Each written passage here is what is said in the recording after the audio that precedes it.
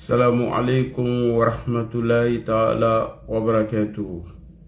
Bonsoir chers frères et sœurs, bonsoir chers militants et militantes du RHDP, bonsoir chers sympathisants du RHDP. Alors, une campagne est menée aujourd'hui par les plus hauts cadres de Guillaume Soro afin de galvaniser certains Ivoiriens qui avaient perdu espoir en Guillaume Soro, afin de les galvaniser, les remobiliser pour une tentative de coup d'État. Et la stratégie, elle est enseignée par ce monsieur que vous voyez derrière moi. J'ai mis son ancienne photo, parce que comme il s'est oublié, ce monsieur s'appelle Madame ou Monsieur Kader Diarra-Souba. Vraiment, veuillez m'excuser, je n'arrive pas à faire la différence. Quand je l'écoute, je ne sais pas si c'est une femme ou bien c'est un homme, mais ce qui est sûr, c'est un cadre du GPS. Nous avons réussi à travers nos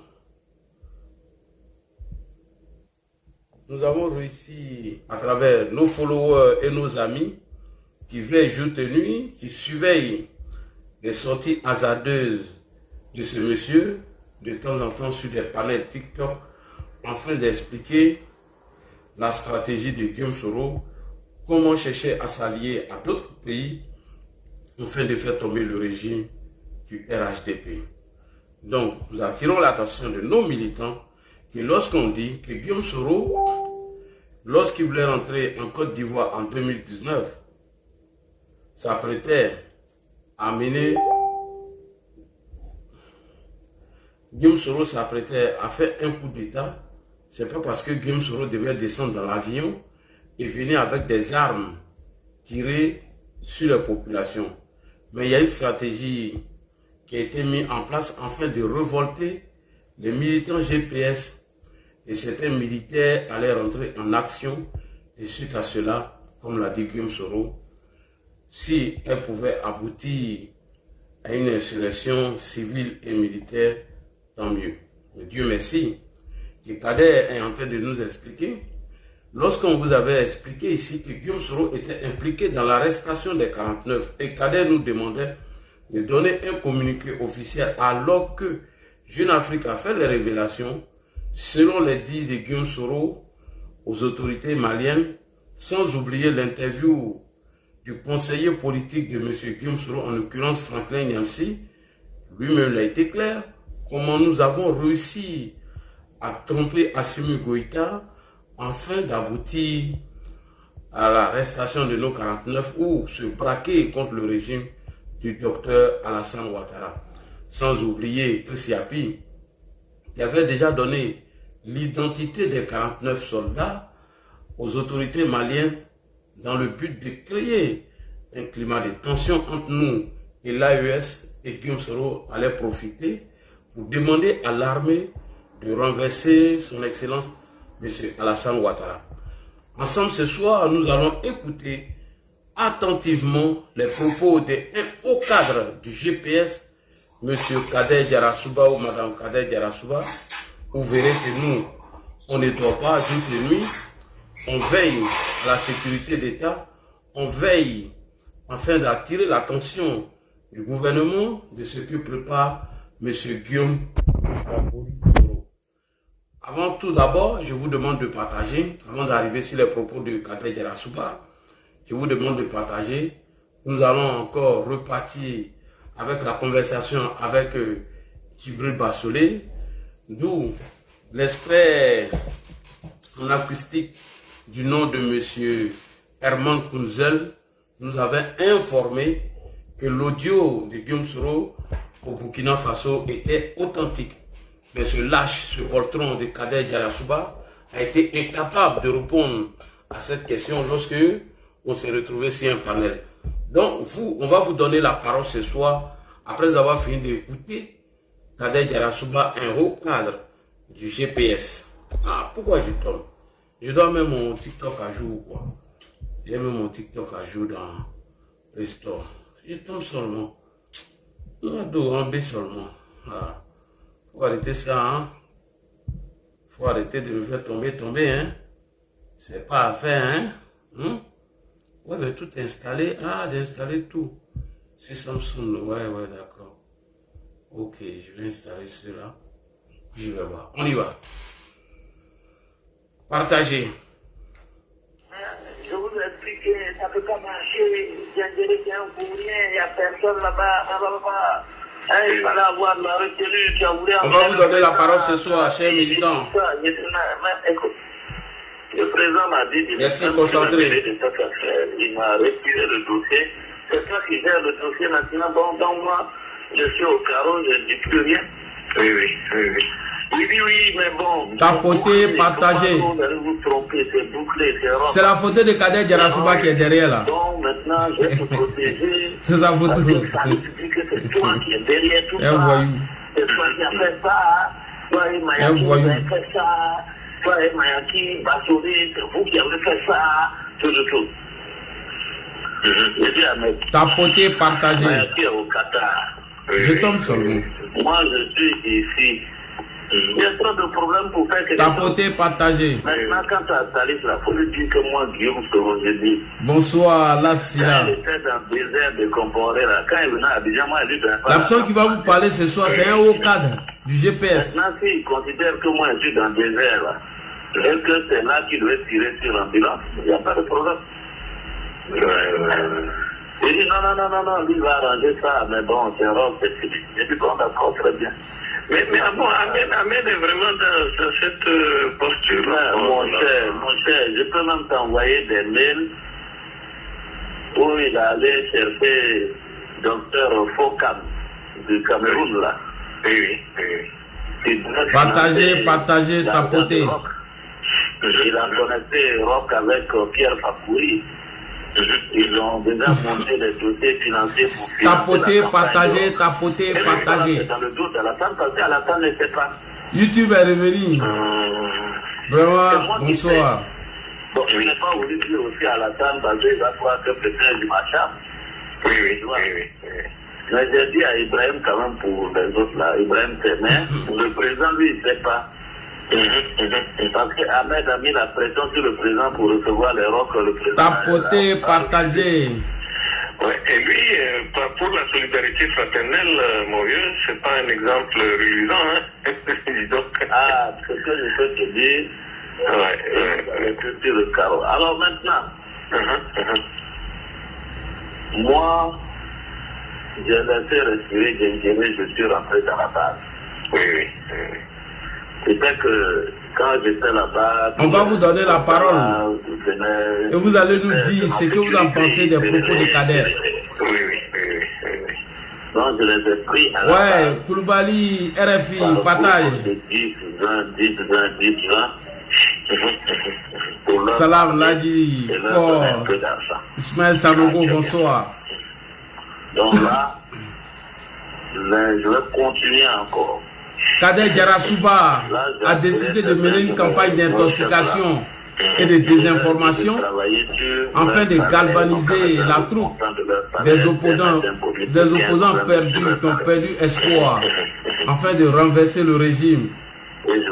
Kader, tu vas me trouver sur ton chemin. Moi ici là, tous tes discours là, on va tout analyser. Désormais on ne dort plus, hein. Tous les panels que tu as passés dessus, on va analyser tout. Ça descend pas, oui.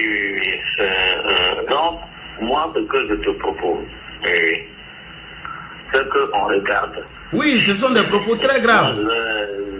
Vous allez écouter, vous allez avoir froid dans le dos. Hein. Je peux t'envoyer... Tapoter, partager.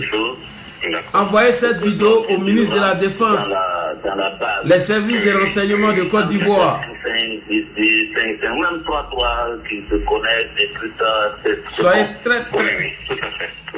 Maintenant, on travaille. Partagez, tapoter. D'abord, ça va remonter le moral du général, c'est quoi que les enfants font chose. Oui, tout à fait. Deuxièmement, les enfants refusent de désarmer catégoriquement. On ne doit pas baisser la garde avec Soro Guillaume. On petit là du shérif, mon Dieu. Si vous baissez la garde là, je vous dis, hein, Soro qui va voler Guillaume, lui, il n'est pas là pour jouer. Soro Guillaume. Voilà, et puis surtout, il faut pas. Bonsoir, Ladi. Il faut frapper de manière à ce que même si on recule, les dégâts qu'on a causés là sont. Ouais, il y a retrouvé une femme après. La situation antérieure.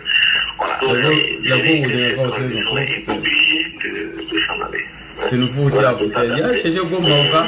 Moi, ce que je vois, comme je ne connais pas bien le rapport de force, et moi je veux que toi tu regardes le rapport de force. Depuis Ouassakara, mes respects, mon grand. Kani Traoré, j'espère que tu vas bien. Les propos de Kadek sont graves, hein.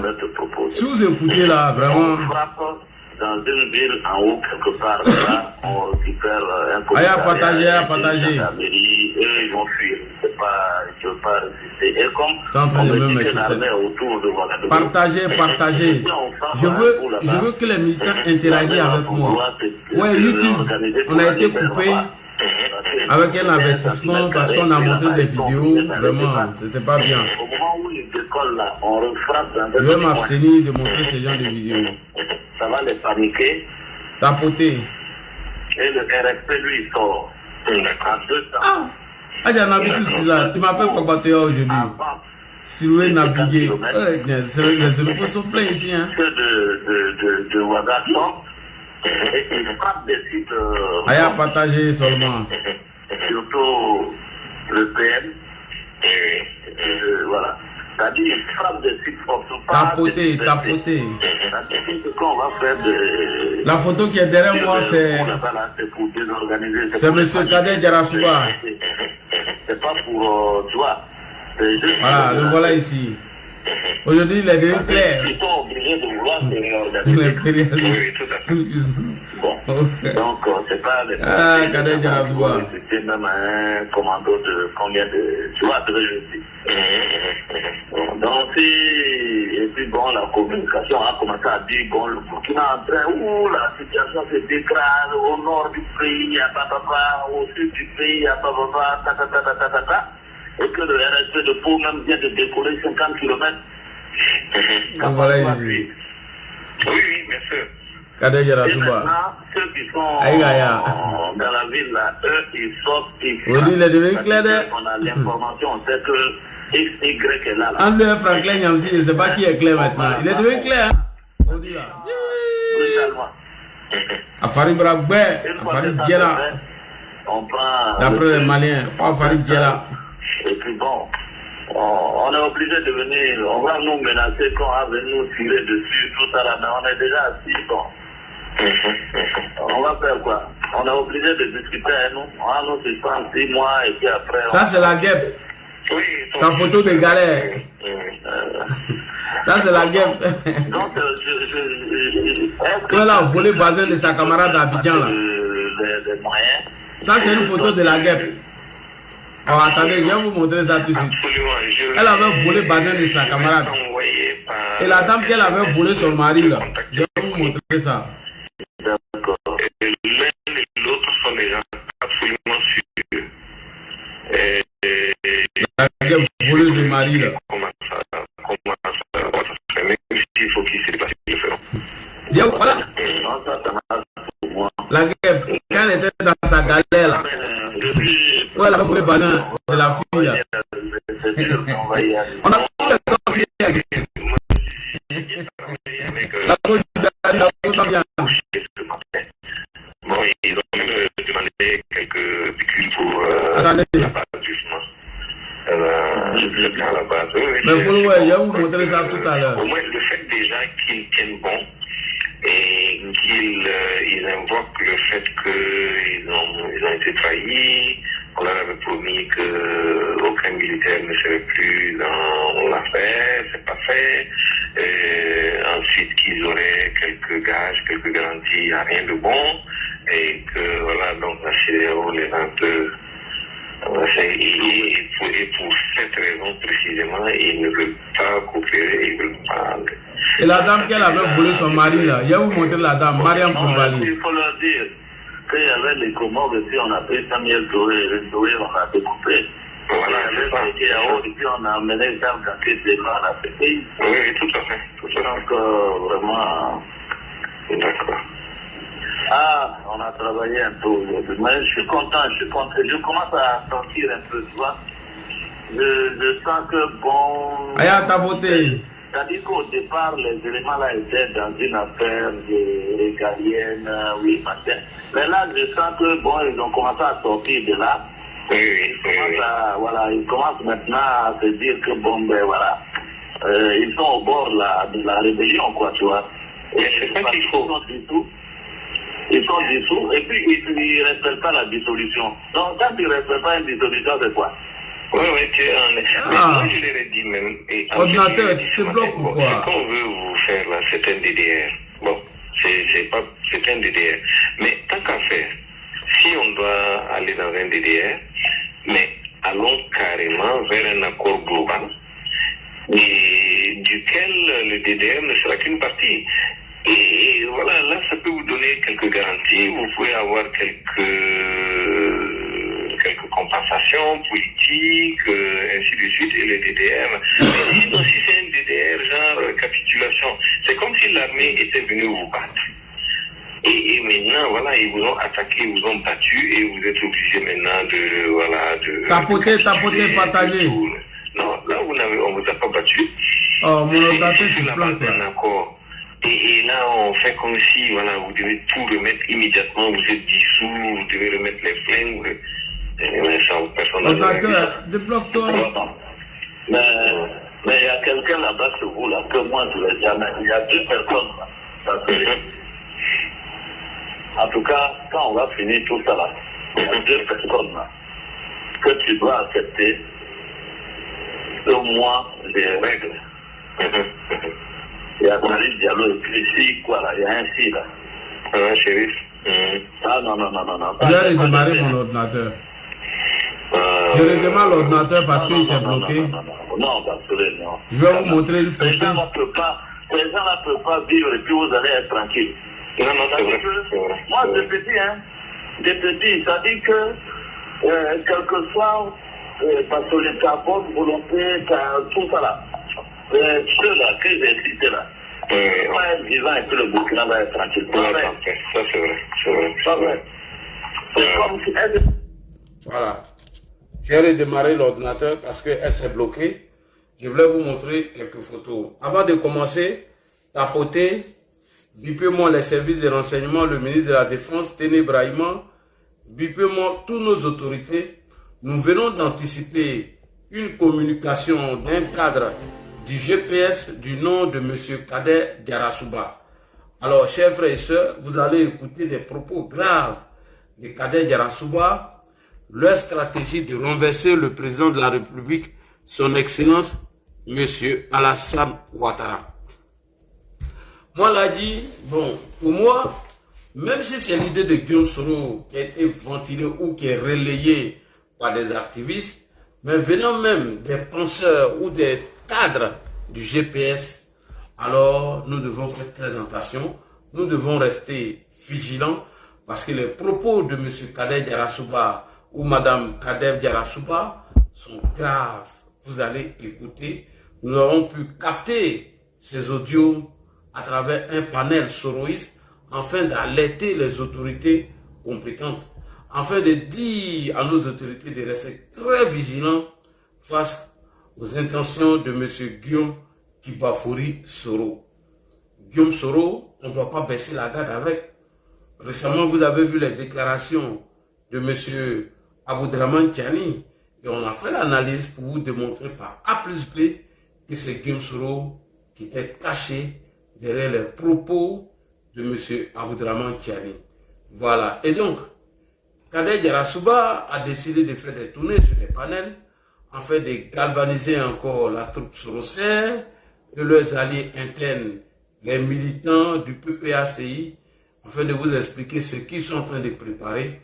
Et nous devons rester vigilants et concentrés. Nous devons rester vigilants et concentrés parce que M. Guillaume Soro n'a pas encore baissé les armes.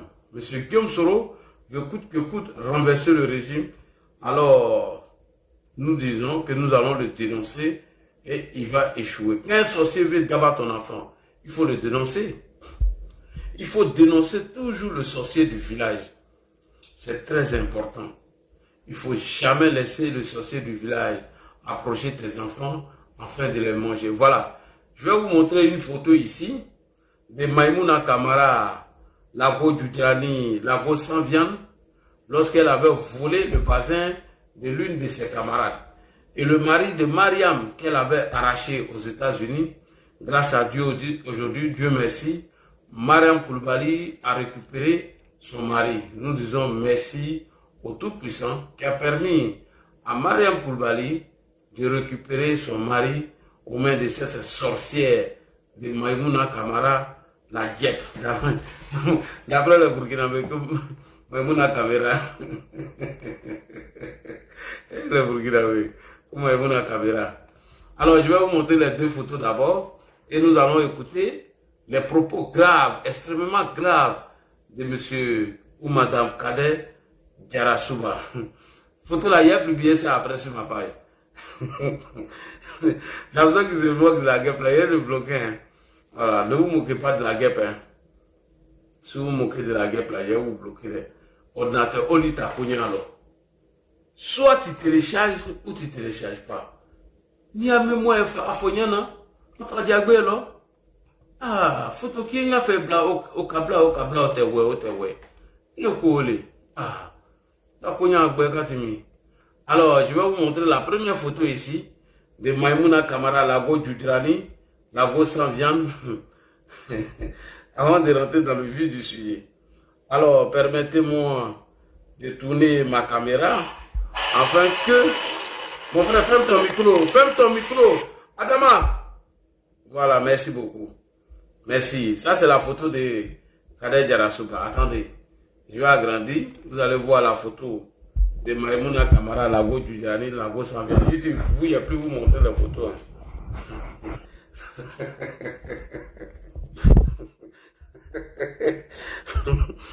Cette photo-là, je vais vous expliquer son histoire après. Elle a fait peindre tout ça là. Elle a dit, toi, elle va, elle a dit, non, ça c'est méchant. Photo pour prendre un bureau. Voilà. Non, YouTube, vous et vous, moi, je vois. Elle s'appelait quoi?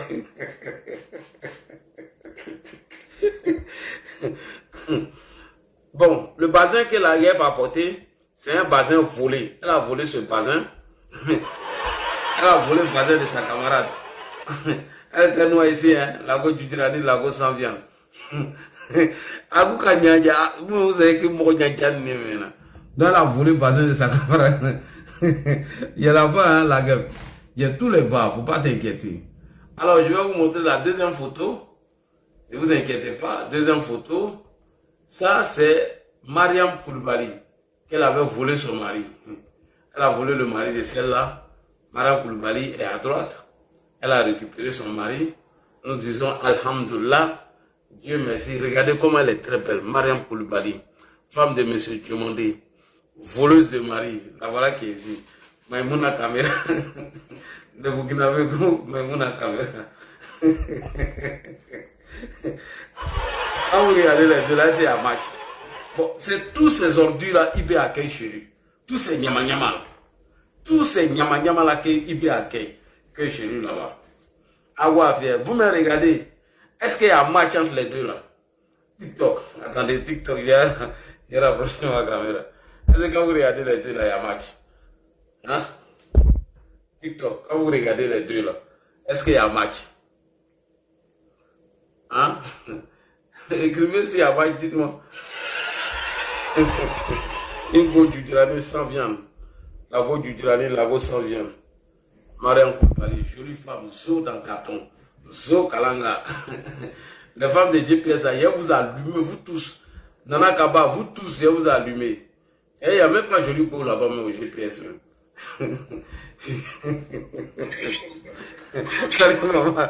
Donc, son histoire de boulot, ça a commencé il y a longtemps. Oui, il y a longtemps, hein. Il y a longtemps qu'elle vole, hein. Voleuse de mari, elle a volé bazin encore. Elle vole seulement, partout où elle s'en va là, elle vole seulement. C'est pourquoi quand on nous a informé, ça c'est Nana Kaba, la go galeuse, c'est que c'est l'enfant.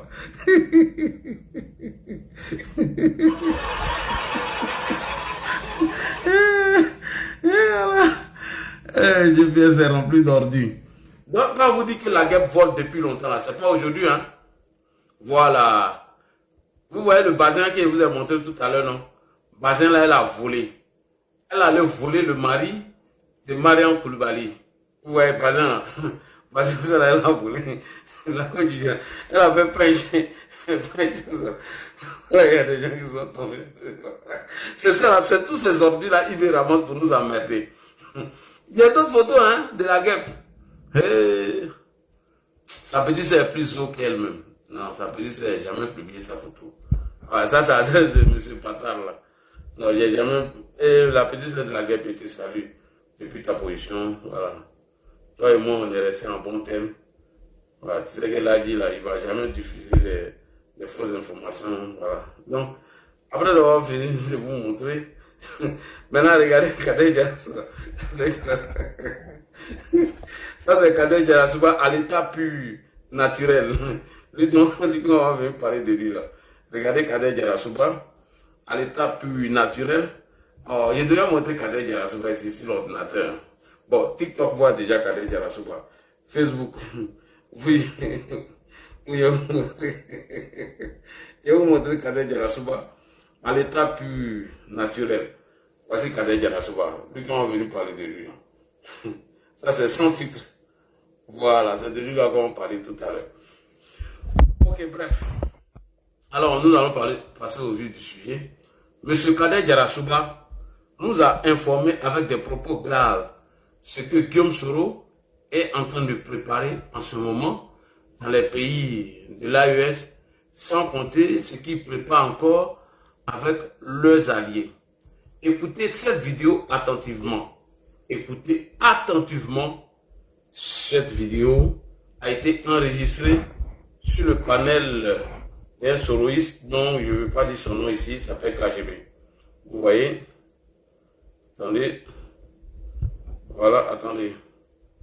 J'ai tourné ma caméra pour vous montrer que c'est vrai. Vous voyez? Voilà. Voilà, ça c'est Kader à l'état naturel. Voilà. Vous avez vu, non? Ok. On va tourner la caméra maintenant. Vous allez écouter les propos graves, extrêmement graves de Kader Diarra tapoter. Voilà. Tapoter, partager, tapoter. Liker. Écoutez attentivement. Et son intervention, j'aimerais que... Je vais distribuer même dans les plateformes partout, afin que ça arrive à nos autorités. C'est très important. Allons-y, top, c'est parti. On écoute. Première partie de son intervention sur le panel de KGB. Tapotez les gars, tapotez. À GPS et au PDC, qui avait prétendu à un certain moment que les plus grandes luttes se menaient avec des bouquets de roses et des colombes. Au fond, c'était pas battu comme ça. Voilà. Maintenant, il y a eu Malcolm X et il y a eu Martin Luther King. Moi, en tout cas, je me considère de l'école des deux. Il se considère de l'école de Malcolm X et Martin Luther King. On continue. Je veux dire quoi? Voici ça. Convenons-nous tous, même si en 2020 nous n'étions pas tous d'accord, que Alassane Ouattara avait violé la Constitution. Bon, tout le monde est d'accord, mais qu'est-ce qu'on fait? Point. Il ne donne pas l'article de la Constitution que le président aurait violé. Parce que s'il donne l'article de la Constitution que le président Ouattara aurait violé, entre guillemets, on pourra lire l'article devant tout le monde et vous sensibiliser pour vous démontrer que c'est un menteur. Désormais, tous ceux qui disent que le président a violé la Constitution, on vous invite à nous donner un article de la Constitution de la Troisième République qu'il aurait violé. Et comme ça, nous allons télécharger la Constitution avec nos auditeurs et on va faire les lectures ensemble et les analyses ensemble. Et nous allons mieux les expliquer, les articles de la Constitution dont vous dites que le président Ouattara aurait violé entre guillemets. Parce que si c'est l'article 183, il n'est nulle part concerné. Ça ne le concerne pas. Si c'est l'article 57, c'est encore moins. Ça ne le concerne pas non plus. Merci beaucoup. On continue. Donc, il fait croire que le président Ouattara aurait, entre guillemets, violer une constitution dont on ne sait pas d'ailleurs. C'est à lui de nous expliquer quel article de la constitution que le président Ouattara aurait violé. C'est très important. On continue. On a épuisé toutes les voies de recours. Qu'est-ce qu'on fait? Ils disent que le président Alassane Ouattara a violé la constitution. Eux, ils ont épuisé toutes les voies de recours. Qu'est-ce qu'ils doivent faire? Et ce message s'adresse à vous les Ivoiriens. Et ce message s'adresse aux sympathisants, aux militants et aux cadres du RHDP. Voilà. Donc ne dormez pas si vous l'aurez. Ne dormez pas. Soyez toujours vigilants. Ouattara aurait violé la constitution. Ils ont tout tenté. Que faire? Mais vous savez, la dernière option, c'est pas moi de vous expliquer ça non plus. Il va nous dire. Vas-y, Kader. On a épuisé toutes les voies de recours. Qu'est-ce qu'on fait? On va faire des panels TikTok. Kader va intervenir de temps en temps pour venir, comme je vois des gens qui disent qu'il parle gros français. Avec son gros français, bon, il est allé toute sa littérature. Et il a des idées. On sent que le mec, il a vécu à une certaine époque. Mais bon, qu'est-ce qu'on fait? Qu'est-ce qu'on fait? Est-ce qu'on cède au découragement? Non. Il faut. Est-ce qu'ils vont céder au découragement? Est-ce qu'ils vont rester sur les panels TikTok en train de dire que le président Alassane Ouattara aurait violé la Constitution? Qu'est-ce qu'ils font? Non seulement d'abord, avant de mener une lutte, il faut galvaniser la troupe. Donc, il le demande ici de ne pas céder au découragement. On continue. Pas céder au découragement. Ne pas céder au découragement est le premier grand pas qu'on aura accompli. Point. Et c'est dans cette campagne qui sont en ce moment. Pourquoi ne pas céder au découragement? Très important. Parce que une fois vous êtes découragé, toute tentative ou tout ce que vous allez mettre en action, vous n'allez pas gagner, vous allez échouer. Donc, Kader galvanise la troupe de M. Laurent Gbagbo, qui sont aujourd'hui ses alliés internes, sans oublier leur allié externe qui est les pays de l'AES. Donc déjà, c'est le premier pas qu'on doit travailler sur la mentalité de leurs sympathisants ou leurs militants. Parce qu'ils n'ont aucun militant, rappelez-vous, qui compte sur la masse de Laurent Gbagbo et les pays de l'AES. Donc, il faut faire une sensibilisation sur les panels, leur galvaniser, leur mobiliser, remobiliser la troupe, leur donner encore un certain nombre de confiance, à ne pas perdre d'espoir. Et donc, il ne faudrait pas se décourager en premier lieu. On y va, on écoute le reste. Maintenant, stratégiquement, moi j'ai entendu des gens, depuis 2021, 2022, 2023, nous dire qu'on ne comprend pas trop bien votre stratégie, on ne sait pas où vous y allez. J'ai dit maintenant, c'est que le combat est en marche. Parce qu'avant, moi, j'écoutais des live TikTok où on tenait des réunions avec certaines personnes. Et puis, bon, je retrouvais ces temps de live-là, non. Enfin, ces temps de réunion dans certains lives et tout ça. Point. Maintenant, quand ils faisaient des réunions de stratégie, comment déstabiliser le régime, quand ils faisaient des réunions pour placer ou préparer leur communication ou leur stratégie, certains venaient avec les secrets dehors. Il fait référence ici à Amiral, après sa révélation sur M. Guillaume Soro, où en 2017, lorsque les armes ont été retrouvées au domicile de M. Suleiman Kamaraté, dit Sourtousoul, lui, il s'est permis de prendre sa caméra, faire une vidéo, accuser le président Ouattara pour blanchir M. Guillaume Ibafori Soro en disant que les armes qui ont été retrouvées au domicile de M. Suleiman Kamaraté dit Sourtousoul étaient des armes que le vieux avait déjà achetées, qu'il arrête de tromper les gens. Ce qui a permis, selon lui, d'alléger un peu le problème de Sourtousoul. Et Guillaume Ibafori Soro l'a appelé personnellement pour lui dire merci, qu'il lui serait reconnaissant. Mais Kader Djarasouba l'a confirmé. Si vous voulez, je peux prendre cette partie. Il dit aujourd'hui, le capricieux amiral blindé pleure à longueur de journée parce que Guillaume Soro a arrêté de l'appeler au téléphone. Ce qui veut dire que Kader confirme les propos d'amiral, que Guillaume Soro avait pour habitude de l'appeler.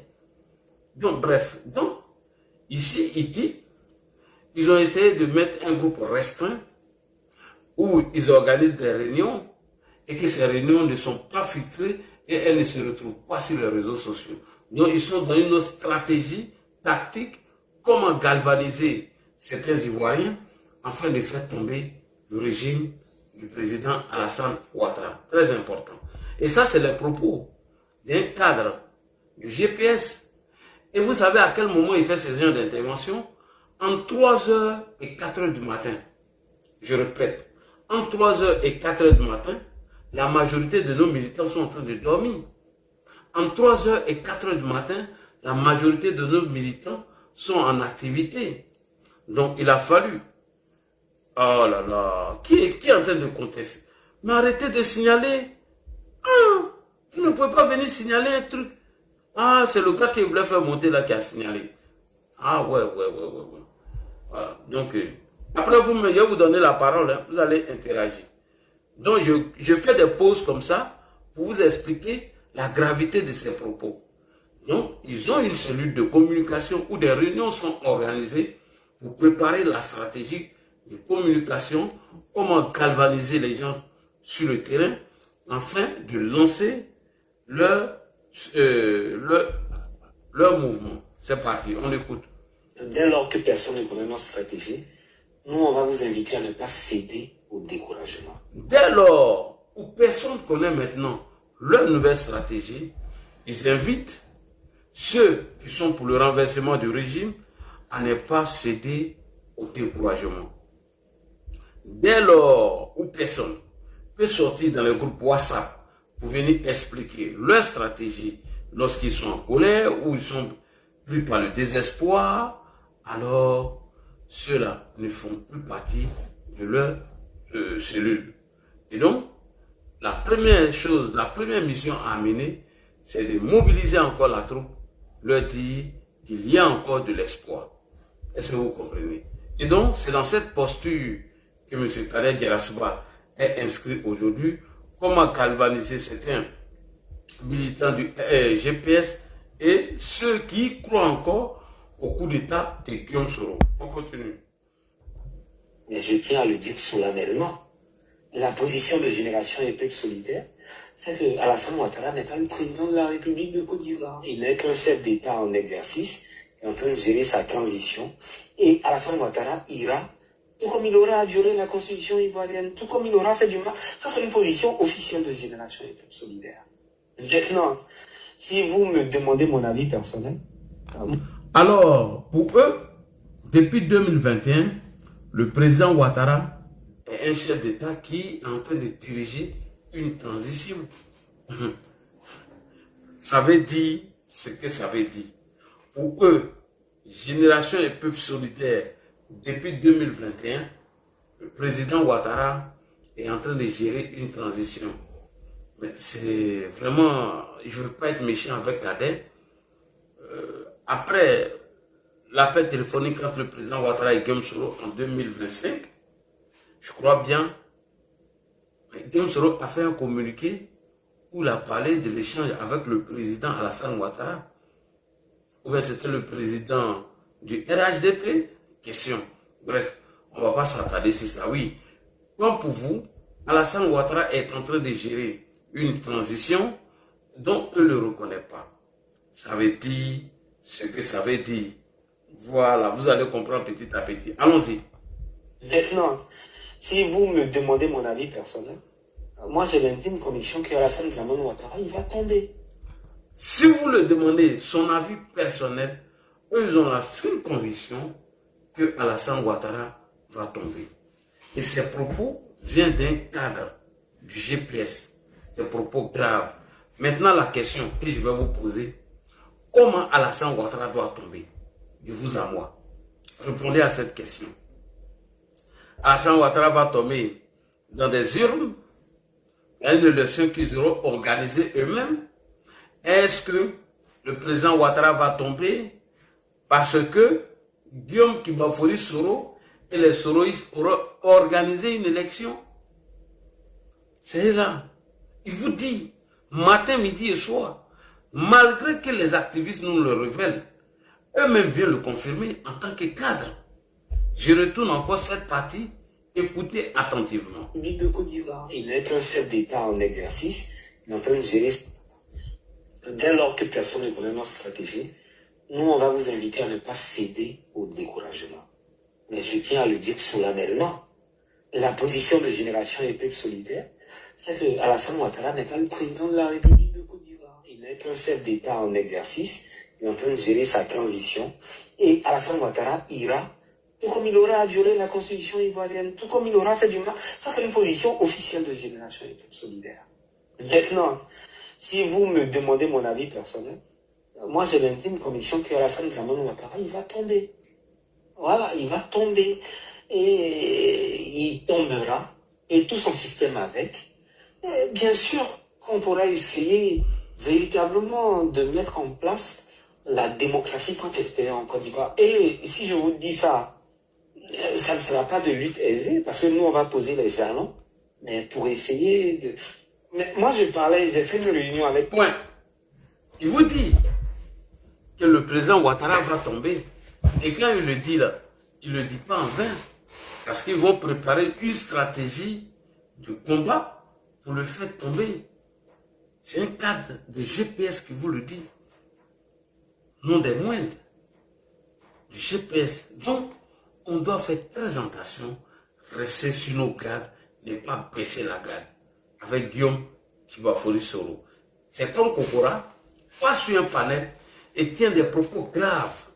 Ainsi, vous allez voir que tout le monde va se lever pour condamner ces propos. Pourquoi? Parce que Kokora est nommé au sein du RHDP et il parle au nom du président de la République, Alassane Ouattara. Eux là, quand il dit qu'Alassane Ouattara va tomber, je vous retourne la question. Est-ce que ce n'est pas des élections que le président de la République, Alassane Ouattara, va tomber? Est-ce que ce n'est pas des élections? Vous le savez que ce n'est pas des élections. Quand ils le disent, ils sont au sérieux. Vas-y, Kader. Quelqu'un de très très important qui soutient la lutte, mais qui a un entregent tellement solide qu'il peut passer entre les mailles du filet et tout ça, même aller à Abidjan. Il dit, mais Kader, le jour où cette situation-là change, même si on voit 3 militants du RHDP en train de marcher au plateau, c'est tout à l'ordre public. Je dis, ah, ça c'est un cas très très dangereux, donc il faut commencer à faire attention. Donc, c'est le ressenti, la rancœur des gens que j'avais senti qui se met. Point. Est-ce que vous avez entendu même? Lorsqu'ils vont faire tomber le président de la République, Alassane Ouattara, nous là, on serait traqués jusqu'à dans nos derniers retranchements. Est-ce que vous avez entendu même? Ils disent, quand Alassane Ouattara va tomber là, même si on voit un militant du RHDP marcher dans les rues d'Abidjan, ça serait trouble à l'ordre public. Ça veut dire quoi? Ils vont nous traquer jusqu'à dans nos derniers retranchements. Nous allons tous partir en exil. C'est ce qu'il est en train de vous dire. Mais si déjà, tu m'interdis même de marcher dans les rues, parce que je vais faire mes démarches et autres, si ma sortie de chez moi, aller en ville, etc., est trouble, est considérée comme trouble à l'ordre public, ça me dit, mon frère, il faut quitter la forêt, rester en exil. Voilà ce que Guillaume Soro prépare pour nous, les militants du RHDP. Nous, les sympathisants du RHDP, tous ceux qui ont aimé le président de la République, Alassane Ouattara, tous ceux qui ont parlé de lui, ne serait-ce qu'un jour, ou qui auraient même voté pour lui, Guillaume Soro, son conseiller, M. Kader Djarasouba, dit de vous informer. Eux, ils sont inscrits dans cette lutte, dans ce combat-là, pour faire tomber nos régimes, parce qu'ils ne reconnaissent pas le président Ouattara. Et le jour où le président Ouattara va tomber, même un militant du RDR, d'après eux, s'il le voit marcher en ville, ça serait considéré comme trouble à l'ordre public. Vous voyez où ils envoient la haine en politique. On continue avec Kader Djarasouba. Manifester à cette période-là. Mais j'aimerais vous inviter à ne pas céder au découragement. J'ai parlé de la culture du football.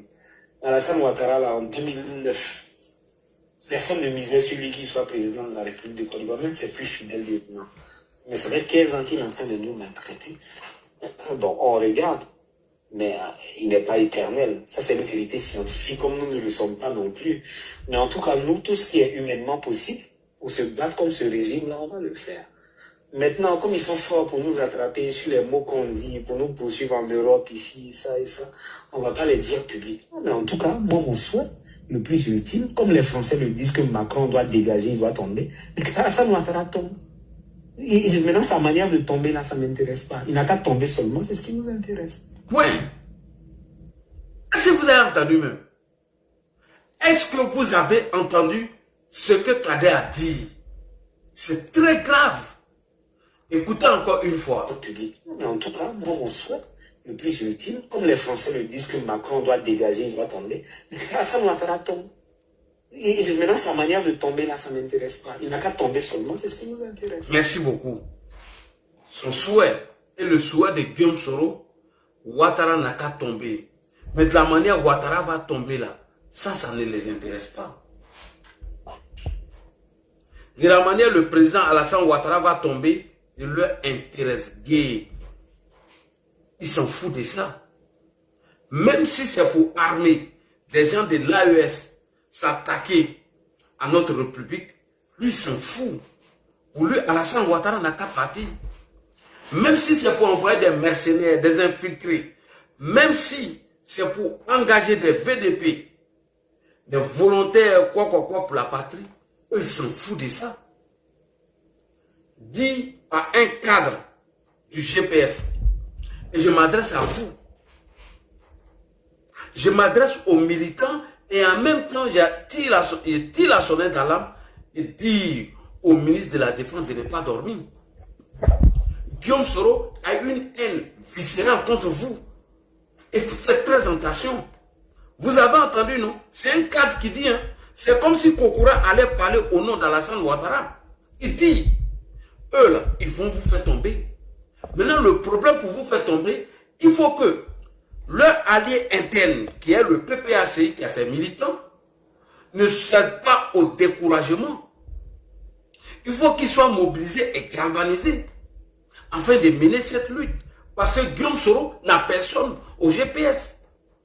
Ce n'est que des gueulants, des manipulateurs, des voyous qui sont là-bas, des délinquants, des gros paresseux, des fainéants qui n'aiment pas travailler, qui sont là-bas. Mais ils comptent sur qui pour mener cette lutte? Ils ont deux alliés.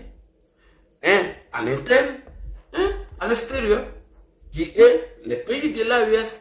Parce qu'avant d'apporter le coup dans une maison, il faut que tu sois en conformité ou en alliance ou en accord avec tes alliés internes.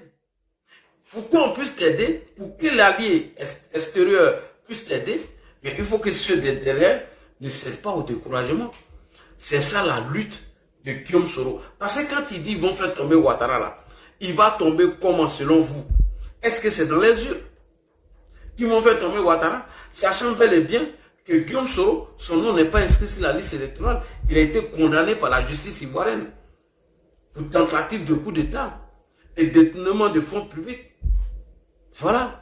Et donc vous pensez que Guillaume Soro va vous faire tomber dans la bouche. Et Kader leur dit de quitter les panels. Et que c'est pas sur les panels, on va aller pleurer. Et cela me ramène à écouter encore la dernière sortie de Franklin Nyamsi, conseiller politique de Guillaume Soro. Il a avoué lorsqu'il était en train de répondre à M. Konaté Zie. Écoutez encore les propos de M. Franklin Nyamsi qui rejoint les propos de Kader Yarasuba. Eux, c'est leur intention. Donc, nous ne devons pas baisser la garde. Franklin Nyamsi nous l'avait déjà dit. Mais je ne savais pas que c'est une philosophie ou bien c'est une stratégie qui est réfléchie de tous chez Guillaume Soro. Moi, je pensais que, bon, voilà, il y a un cadre comme Franklin Nyamsi, que souvent, s'il le fait de l'alcool, dit des balivernes et des bêtises. Non, non, non, non, non, les frères, c'est pas de l'amusement. Les gars ne rigolent pas. Ils sont déterminés. Et Kader l'a dit. Donc, nous devons rester vigilants. Voilà pourquoi j'ai posé ce préalable. Tous ceux qui viendront avec nous, tous ceux qui seront avec nous, vont nous aider à combattre les soroistes et leur stratégie. Écoutez Franklin. Franklin l'avait dit il y a quelque temps. Kader ne fait que confirmer la pensée unique de Guillaume Soro. La pensée de Guillaume Soro et la stratégie de Guillaume Soro. On le coupe. La malédiction que tu appelles sur ton bienfaiteur, Guillaume Kibafori Soro, te sera retournée au centuple. Et l'histoire elle-même attestera de ce que je viens de te dire. Car les choses vont se précipiter. La France ne pourra pas maintenir Ouattara à la tête de la Côte d'Ivoire. Il tombera, nous rentrerons, et Guillaume Soro présidera à ce pays en bonne entente avec ses frères de la... La France ne pourra pas garder le pouvoir de Ouattara. Il tombera, nous rentrerons dans ce pays. Dit par le conseiller politique de M. Guillaume Kibafori Soro. L'Alliance des États du Sahel et dans le cadre de la révolution panafricaine. Guillaume Soro redressera tous les torts. Guillaume Soro s'efforcera de rendre à la patrie ivoirienne, eh bien, ce que ses erreurs du passé lui ont enlevé. C'est son plus grand devoir, il en est conscient. Des individus comme toi, par contre, eh bien, on n'en fera rien. C'est bon, tu as déjà dit l'essentiel. Comment faire tomber le régime de Ouattara? Kader vient de nous le confirmer et vous allez écouter l'un de leurs qui ne se cache pas d'ailleurs. On l'écoute. J'ai réfléchi, j'ai rêve que vous tombez par un coup d'État. Voilà. C'est pas un débat. Je pense, je rêve, je bois de l'eau, je mange, que Ouattara tombe par un coup d'État. Je l'ai dit. Et c'est par ça que vous allez tomber. Parce qu'aucune coalition politique, aucun politique ne va vous déployer. C'est pas un coup d'État que vous allez tomber. Et je le dis encore une fois de plus. Et je suis partisan d'un coup d'État contre vous. Je le dis encore. Hein. Ne comptez pas sur moi. Hein. Je suis partisan parce que l'État de Côte d'Ivoire a été braqué en 2020. Alors, moi, je parle à titre personnel. Je suis partisan que vous tombez par un coup d'État. Et je milite pour qu'un soldat républicain de Côte d'Ivoire sorte et vous balaye. Moi, je m'assume. Et beaucoup de soldats les pensent comme moi. Et je peux être hypocrite. Et je vous le dis, vous tomberez par un coup d'État. Vous tomberez par un coup d'État. Point. Donc, c'est la pensée unique chez Guillaume Soro. Et j'interpelle ici le ministre de la Défense, M. Téné Brahima, à ne pas baisser la garde. Je salue ici M. Fagondo, le ministre de l'Intérieur ou c'est le ministre de la Sécurité, à ne pas baisser la garde, et M. Kouyaté. Alors, pour une fois, je suis d'accord avec eux. Ils n'ont pas d'autres alternatives, d'autres objectifs, d'autres solutions que passer par un coup d'État. Kader l'a dit, il confirme déjà les dits des activistes, puisque les activistes, c'est un message qu'ils nous envoient toujours de leur pensée et de ce qu'ils veulent faire dans l'avenir, ou ce qu'ils sont en train de préparer dans l'avenir. Donc les activistes viennent préparer la conscience de la population afin qu'elle accepte ce qu'ils vont faire comme action sur le terrain, en se posant en victime, en criminalisant le régime en place, en salissant ou jeter l'opprobre sur le régime afin de lancer leur insurrection. Donc merci beaucoup à Kader de nous avoir avertis qu'aujourd'hui, votre objectif est de faire tomber Alassane Ouattara, mais la manière il va tomber, peu importe la situation, ce n'est pas vos problèmes. Pour vous qui tombent, même si 1000 personnes doivent déjà, même si 1 million de personnes doivent déjà, ce n'est pas vos problèmes. Pour vous qui tombent, c'est ce qui vous intéresse. Maintenant, pour faire tomber le président Ouattara, il faut trouver des alliés. Il faut trouver des alliés. Et cette question a été posée à Kader. Kader va vous dire comment il compte créer des partenaires en dehors de la France et comment ils ont déjà trouvé des partenaires tels que la Russie, je reviens dessus. Comment tout le monde connaît la stratégie des Russes aujourd'hui en matière de désinformation et d'intoxication. Donc bref, cette question lui a été posée, mais écoutez la réponse, les propos sont très et extrêmement graves. On écoute la réponse et je vous reviens. Question à proprement dit, C'est juste lui dire bonjour, le féliciter et puis lui dire bravo, c'est tout. J'ai vraiment pas de questions parce que tout ce qu'il a dit, bon, ça m'a encore cavalisé, ça m'a encore confirmé que...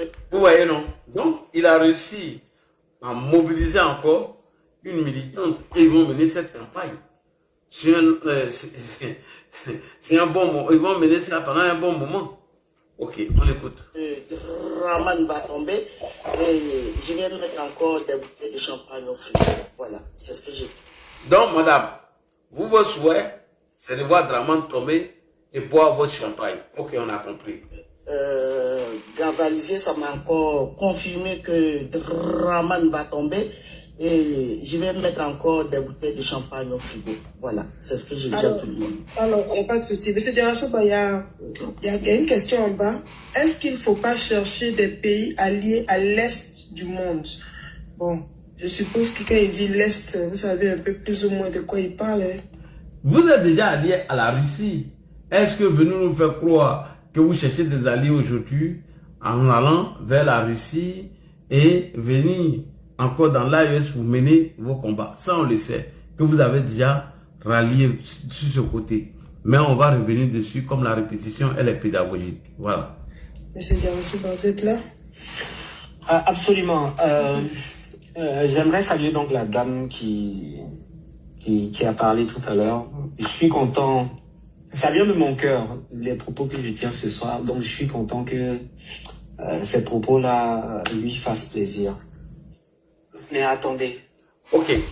C'est... Pourquoi Kader est content? Parce que la dame dit qu'elle n'a rien à dire, elle n'a rien à proposer, elle attend seulement que le régime tombe en fait de péter sa bouteille de champagne. Pourquoi? Parce que à la fin de son intervention, il a dit que leur intention est de faire tomber Alassane Ouattara, peu importe la manière, que ce soit par Djali, que ce soit par des militaires qui vont attaquer, que ce soit un soulèvement populaire où ce soulèvement populaire serait parachevé par des militaires, selon eux, peu importe la situation, eux, ils s'en foutent. Donc quand cette dame dit que ça va soulager, elle fait partie des gens qui sont en train de galvaniser, en train de remobiliser, qu'elle est d'accord avec. Kader est heureux que la femme ait enfin compris son message. Et ils vont mener cette campagne sur les réseaux, à des heures tardives. Enfin, galvaniser encore une autre troupe pour bien évidemment les lancer encore sur le terrain. Voilà pourquoi y a-t-il l'attention ici du service de renseignement de Côte d'Ivoire, le ministre de la Défense, le ministre de la Sécurité et le ministre de l'Intérieur. On dit que si un cadre peut venir encore répéter ce que les activistes nous disent à longueur de journée, c'est que l'affaire est sérieuse. Nous ne devons pas à aucun moment baisser la garde. Très important. On continue. Donc, pour rebondir sur la seconde question, concernant les pays de l'Est, moi je suis très à l'aise pour parler de cette question. Bon, ce sont des questions que j'ai étudiées avec la guerre froide. Vous d'ailleurs, vous vous rappelez quand nos professeurs d'histoire et géographie nous forçaient pour apprendre ce genre de questions.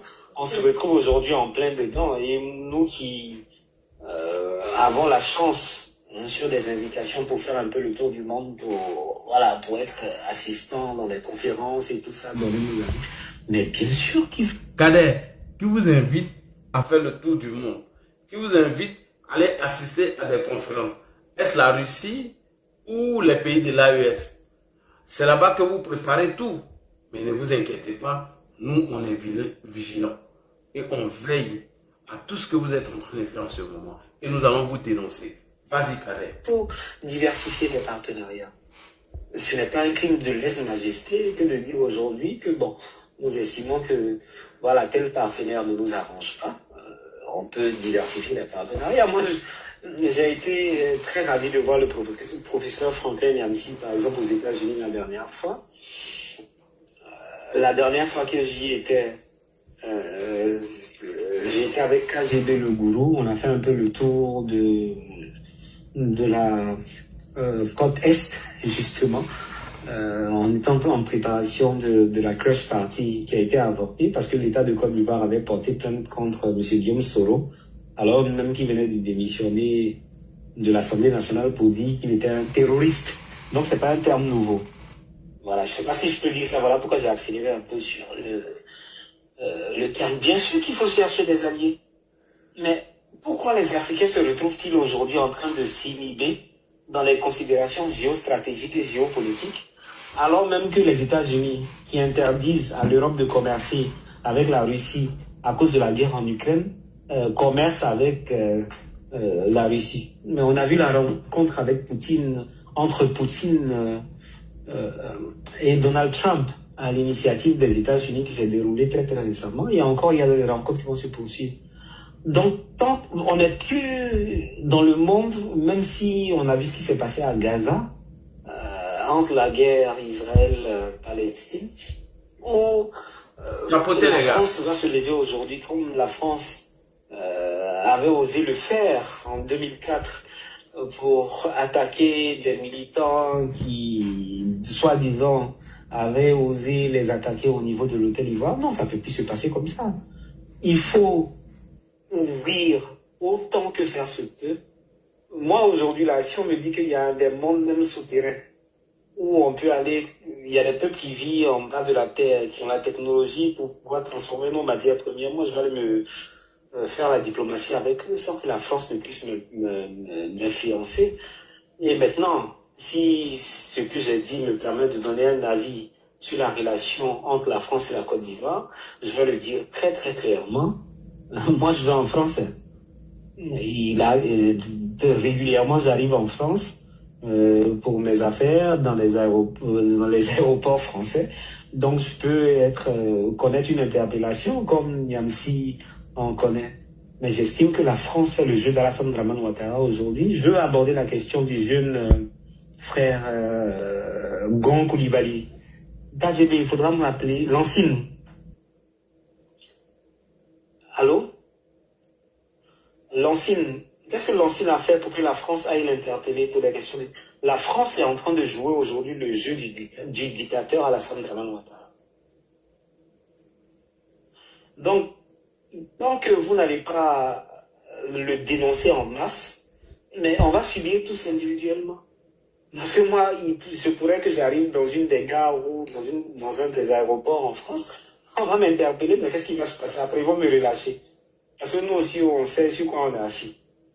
Voilà, ça va se passer comme ça. Mais moi, je dénonce ce genre d'arrestation. Il y a eu le cas de Souleymane Gbagbo Koné que j'avais suivi. D'ailleurs, heureusement qu'il y a une justice en France encore qui peut édulcorer ce genre d'action politique qui font immixtion dans les libertés individuelles fondamentales. Mais on doit dénoncer ce genre d'action. Donc là, moi, je suis pour l'ouverture vers une multilatéralité, une ouverture vers l'Inde, une ouverture vers le Brésil, une ouverture vers le Groenland, une ouverture vers le Vietnam, que je connais très bien, avec la Thaïlande, avec la Russie, parce que c'est ce qui est l'épouvantail aujourd'hui. En tout cas, je suis pour toutes les ouvertures.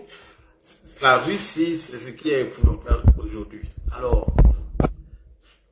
Kader est en train de vous dire de façon voilée, quand ils vont chasser le pouvoir là, ils vont se diriger vers la Russie. Donc, il était obligé de faire tout ce tour là pour vous endormir. Comme aujourd'hui, ça se passe dans les pays de l'AES. Alors, qu'est-ce qui va se passer? C'est la même stratégie que les pays de l'AES. Lorsqu'on a reçu, en fait, tomber Alassane Ouattara, on dissout tous les partis politiques, tous les mouvements d'association de la société civile, sauf celle de Puchéric Balé et celle de M. Boga Sako Germain. Première analyse. Pourquoi il déteste la France? Pourquoi la France protège Alassane Ouattara? Parce que Guillaume Soro avait appelé à renverser le président Ouattara depuis la France, où la France a demandé de partir. Et comment ils se sont dirigés vers la Russie, comment ils se sont fait passer ou les représentants de la junte militaire au Mali et qui les a introduits. Franklin Nyamsi, Robert Navarro va nous faire le récit tout à l'heure. Donc bref, Kader ne dit pas tout ça en vain. Kader, il ne dit pas ça pour parler comme ça dans le billard. C'est la stratégie aujourd'hui. 1. Galvaniser les gens, ne pas les envoyer au découragement, de rester soudés et mobilisés, et leurs alliés extérieurs vont lancer des pics afin de créer un climat de tension, et leurs alliés internes seront toujours prêts au cas où il y aura un soulèvement populaire qui serait parachevé par des militaires, et lorsque le régime ne serait pas là, on se dirige vers la Russie. Et comme ça, tous les vols des IB, les armes vont circuler, les Ladji Chérif, les Fasco, Éléments, Tede Bruni, et Solko, sans oublier Karim et Abdul, vous allez rester en exil. C'est ce qu'ils sont en train de vous dire. Hein. C'est pourquoi il faut prendre l'affaire au sérieux. Parce que tu es dans le climat. Toi, tu penses de quoi? Les Makoso, tout le monde, Yaka, tout le monde, vous allez rester en exil. C'est ce que Kader est en train de vous dire. J'ai dit, je suis spécialiste en sorotologie. Je vous ai dit, je suis spécialiste en sorotologie.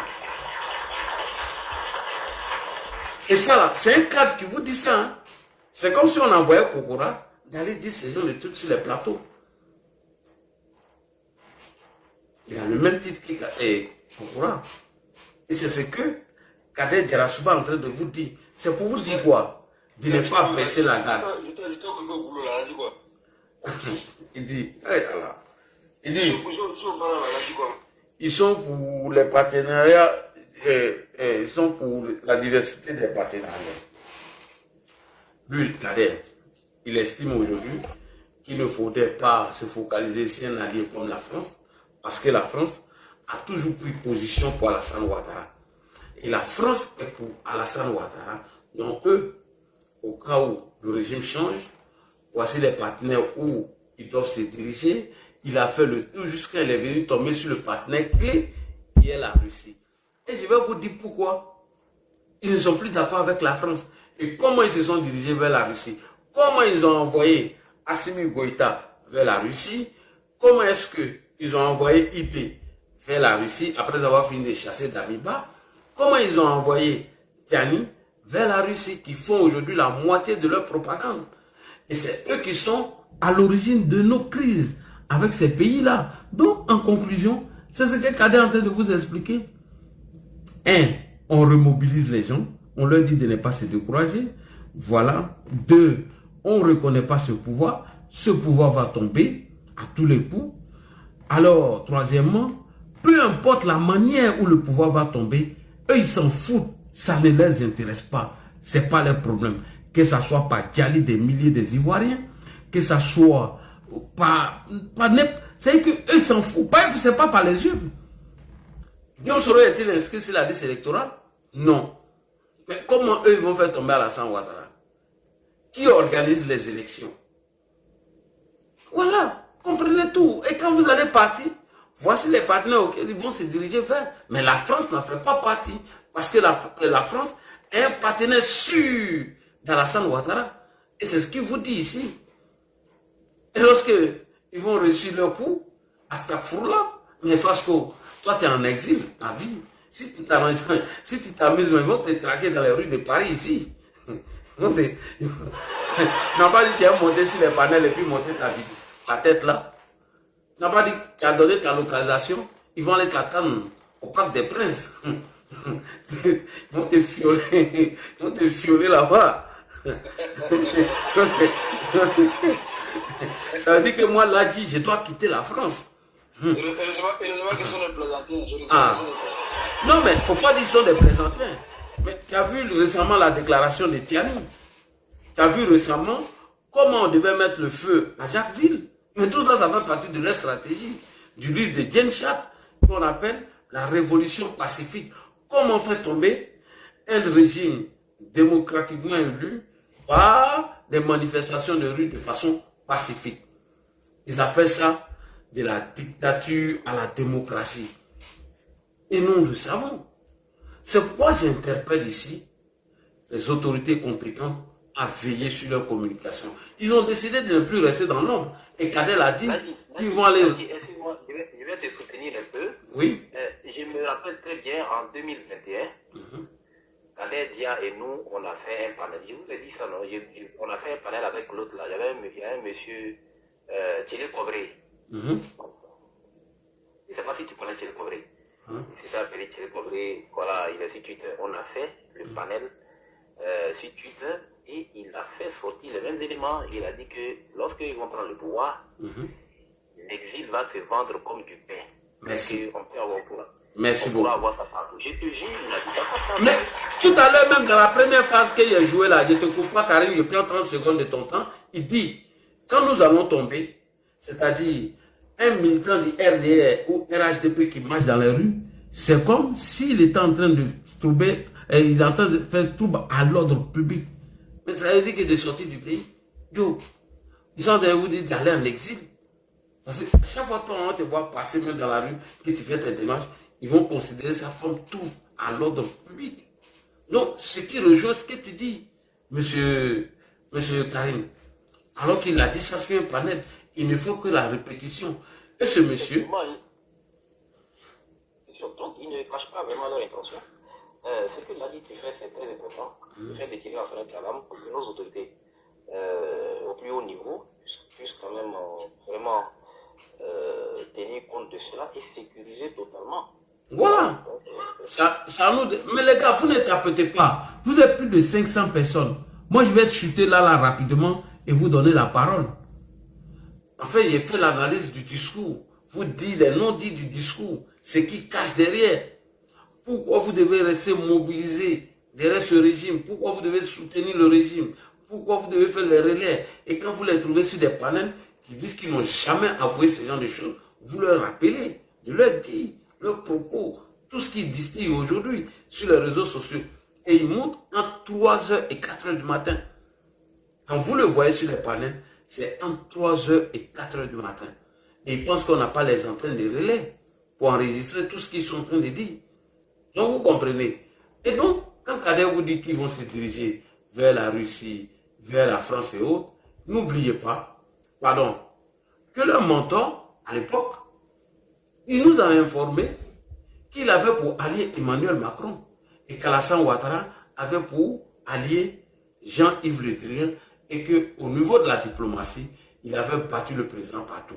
Au niveau diplomatique, je vais arracher les États-Unis. Il ne peut rien dire aux États-Unis.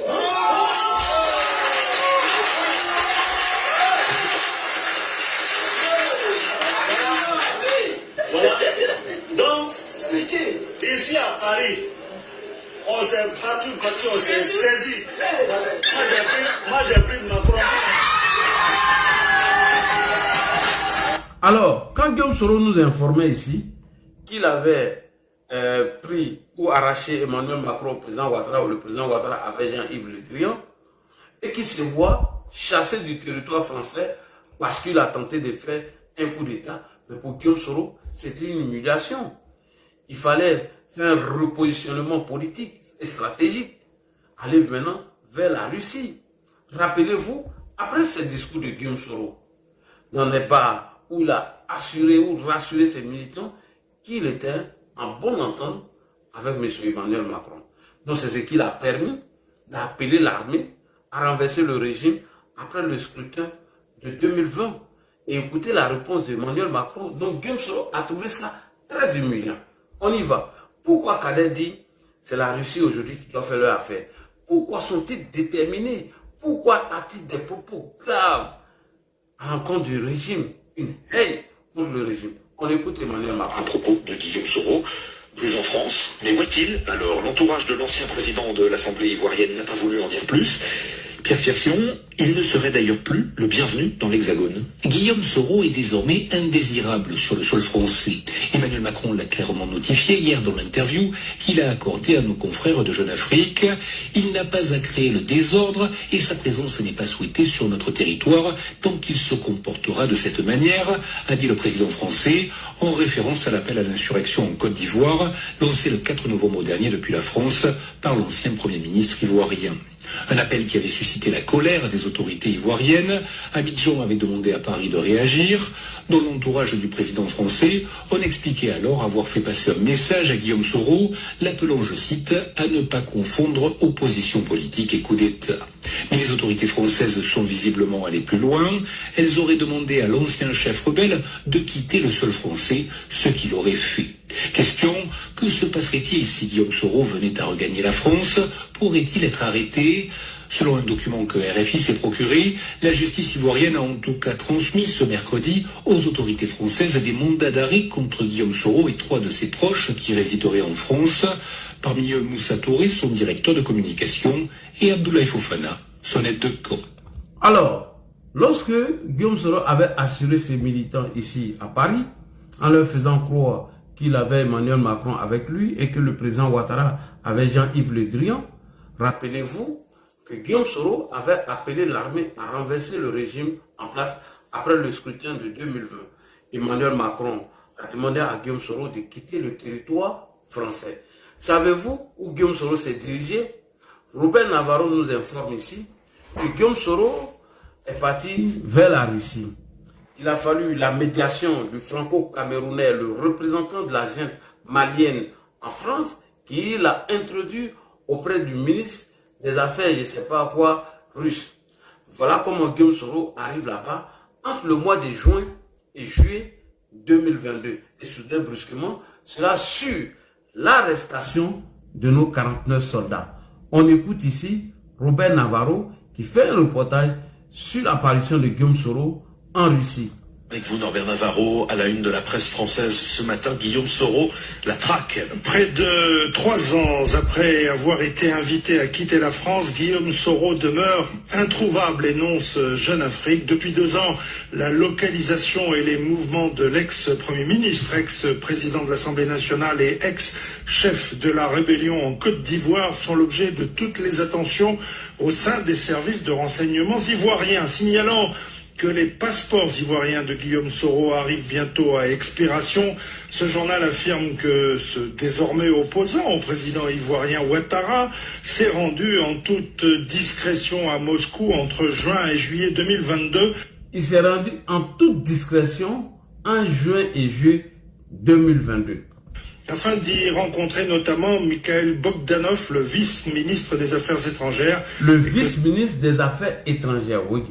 Bogdanov. Cette expédition secrète à Moscou a été organisée par le franco-camerounais Franklin Nyamsi, qu'une source diplomatique française présente dans Jeune Afrique comme un agent d'influence de la junte malienne en France. C'est Franklin qui a usé de son pouvoir comme le représentant de la junte malienne a introduit Guillaume Soro auprès du vice-ministre des Affaires étrangères de la Russie.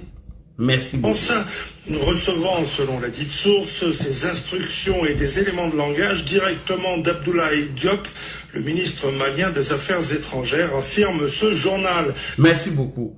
Et Abdoulaye Diop confirme cela que M. Franklin Nyamsi est bel et bien le représentant au niveau de la France. Alors, les journalistes de TV5 Monde nous informent qu'effectivement, il s'est rendu en Russie à cette période.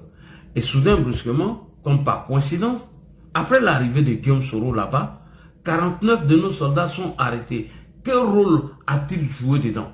On y va d'abord toujours dans l'apparition de Guillaume Soro ou son arrivée en Russie en juillet et juin 2020. Vous expliquez également que Guillaume Soro s'est rendu en toute discrétion à Moscou, c'était entre juin et juillet 2022.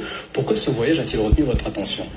Bon, il faut dire que personne n'est interdit, aucun homme politique n'est interdit d'aller en Russie, mais dans le contexte actuel, se rendre à Moscou, rencontrer les vice-ministres des Affaires étrangères, c'est pas anodin, il y a un contexte mondial particulier, et sur le continent, une guerre d'influence entre la Russie et la France, et donc c'est un peu un positionnement politique. Voilà, c'est un peu un positionnement politique. Maintenant, quel rôle a-t-il joué dans l'arrestation des 49? Soudain, brusquement, Guillaume Soro arrive en juin et juillet 2022 en Russie, se faisant passer pour le Franklin le fait introduire là-bas parce que lui il est le représentant de la junte malienne au niveau de la France. Il rencontre le vice-ministre des Affaires étrangères de la Russie, tout tombe bien et soudain brusquement on arrête ou par coïncidence 49 de nos soldats. Donc ce que Kadé a dit, il faut prendre très au sérieux. Voilà. Dans cette enquête, vous revenez sur le rôle qu'aurait joué Guillaume Soro dans le délicat dossier des 49 soldats ivoiriens qui avaient été détenus au Mali. Concrètement, qu'aurait-il fait dans ce dossier? On peut dire qu'il a expliqué aux autorités maliennes les incohérences qu'il y avait dans le contrat qui liait la société SAS à l'armée ivoirienne. Et certaines de ces informations ont servi aux autorités maliennes à détenir et arrêter les soldats. Ok, il donne des informations sur la société SAS dont l'État de Côte d'Ivoire avait un contrat avec les autorités maliennes. Les gens diront, mais pourquoi vous jouez les vidéos de TV5 Monde? Mais je vais vous ramener à un fait. Chris Yapi déjà, avant leur arrestation, avait déjà diffusé le nom et l'immatricule de tous les soldats ivoiriens qui se rendaient à Bamako. Chris Yapi l'a dit déjà. Et en informant Assimi Goïta que lorsque les soldats ivoiriens vont en mission à Bamako, que la Côte d'Ivoire profitait pour mettre des espions dedans, des dozos et des mercenaires. Et cela allait faire tomber Goïta. On écoute Franklin Yapi. Chris Yapi, dans le cadre de sa contribution au combat des peuples africains, a été le premier à alerter les autorités maliennes alors que rien ne laissait présager qu'Alassane Ouattara voulait les déstabiliser. Au départ, même le colonel Assimi Goïta ne prêtait guère foi à ce que j'écrivais. Et pourtant, le temps et les faits ont fini par me donner raison. Les autorités maliennes l'auront appris à leurs dépens. Voici ce qu'elles doivent connaître, voici la vérité des faits. Il faut savoir qu'à chaque fois que la Côte d'Ivoire envoie des soldats ivoiriens au Mali, dans le cadre du NSE, elle en profite pour y infiltrer un commando dont le rôle et la mission ne sont pas les mêmes que la mission officielle du gros de la troupe. À chaque fois, une dizaine de soldats y sont introduits, qui pour faire de l'espionnage, qui pour se fondre avec les djihadistes, qui pour se fondre parmi les douzous. C'est pourquoi depuis 2 ans, Chris Yapi ne faisait que chanter et exiger que les autorités maliennes mettent fin à l'envoi de soldats ivoiriens sous le couvert de l'aménagement au Mali. Maintenant qu'elles sont disposées à entendre mes alertes, je vais leur donner la liste des éléments actuellement infiltrés dans le 8e détachement mis aux arrêts. Outre le lieutenant Kwasi Adam Sani des forces spéciales, vous avez Assomoli Konan Kofi Marius, matricule 001 14 0025. Fanny Moussa, matricule 045 09 0055. Soro Nawadoulaye, matricule 040 08 03 18. Traoré Adama, matricule 040 09 01 60. Bakayoko Awa, matricule 037 09 007. Bamba Sita, matricule 002 09 51 40. Diaby Ladji Mamadou, matricule 002 09 42 51. Diomandé Massé Mustafa, matricule 002 09 43 31. Oné Sekou, matricule 002 09 62 28. Kwako Kwasi Guillaume, matricule 002 09 54 34. Sanogo Sekou, matricule 002 09 38 46. Diara Badra Ali, matricule 001 18 51 01. Ce sont les infiltrés que Chris Yapi a pu identifier et qui se trouvent dans le contingent du 8e détachement. Pour l'heure, puisque ces hommes sont dans les mains des autorités maliennes, il convient de les interroger et ils vous révéleront dans le menu détail toutes les missions cachées qui leur ont été confiées. Alassane Ouattara est pris une fois de plus la main dans le sac de la déstabilisation. Ce n'est pas la première tentative et hélas, ce ne sera pas la dernière. C'est aux autorités maliennes d'être vigilantes, car comme on dit chez nous en Côte d'Ivoire, derrière village, il y a village. Chris Yapi dit, derrière mission, il y a mission. À bon entendeur, salut. Merci beaucoup. Et donc, Depuis l'apparition de Guillaume Soro en Russie, entre juillet et juin 2022, à coïncidence, nos 49 soldats sont arrêtés. Pourquoi? Parce que Guillaume Soro profite, il informe Assimi Goïta que la société SAS, qui avait un contrat avec les autorités ivoiriennes, et que ce contrat-là, il y avait du faux dedans, et qu'on profitait d'envoyer des mercenaires, des dozos et des espions à Assimi Goïta pour renverser le régime d'Assimi Goïta. Il a même donné l'immatricule et le nom des soldats, puisqu'ils sont dirigés vers la Russie. Et donc, Kader parle de la Russie déjà dans son intervention, en vous galvanisant, en vous disant comment ils doivent vous chasser du pouvoir. Ils ont déjà leur allié. C'est pour vous dire, les noms dits de Kader, pour vous dire que lorsque ceux-là, ils reçurent leur coup, nous oublions même, parce que toi-même, il faut aller faire chirurgie esthétique. Voilà. Parce que Parc des Princes là est petit. Ils vont squatter tout. Moi-même, ils m'ont déjà filmé même dans chose, comment on appelle, dans Paris, là, à mon insu. Et ils l'ont publié sur ma page parce que j'avais fait un post. J'ai eu le temps de faire toutes les captures rapidement et puis télécharger. J'ai ça ici. Et je sais qu'il l'a fait. Mais lui, il a sa surprise. Bref. Et donc, c'était une stratégie de renverser. C'est pourquoi Kader vous dit de ne pas baisser la garde. Ils ont été toujours dans cette posture. Et il a dit que depuis 2021, eux, ils ne reconnaissent pas Alassane Ouattara comme président de la République. Pour eux, c'est un chef d'État qui fait une transition à la tête de notre État. Et lorsque eux, leur stratégie vont marcher, il va tomber. Et les activistes le disent à longueur de journée. C'est la stratégie de Guillaume. Et il n'a jamais changé. Et rappelez-vous d'un fait. Avant l'arrivée de Guillaume Soro au Burkina Faso, Ibrahim Traoré ne nous a jamais attaqués publiquement. Il n'y a jamais eu de conflit entre nous. Il a fallu l'arrivée de Guillaume Soro où certains Burkinabés étaient divisés sur la question. Et Adama Sigili est sorti publiquement, il vous l'a dit. Il vous a dit publiquement, Adama Sigili a dit ceci. Il dit, une communication obéit à des règles et on se fixe des objectifs. Aujourd'hui, là, ce n'est pas de se plaindre de l'arrivée de Guillaume Soro qui nous intéresse. Notre objectif est de déstabiliser Alassane Ouattara. Nous devons nous donner les moyens pour le faire. Adama Sigili est là, c'est un écrivain, il est au Burkina Faso.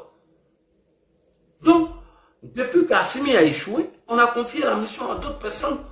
Comment Assimi maintenant va s'en rendre compte que Guillaume Soro est en train de l'embobiner, mais lui joue le jeu, il continue. Même s'il ne s'affiche pas publiquement avec Guillaume Soro, Kader vous a informé, Kader Sanogo, qu'ils se connaissent, ils ont des amis là-bas. Pourquoi Konaté a refusé d'y aller? Il vous a dit les raisons. Et pour cela, on veut le... Albatros veut les chicoter. Moi, j'ai peur d'Albatros. Hein.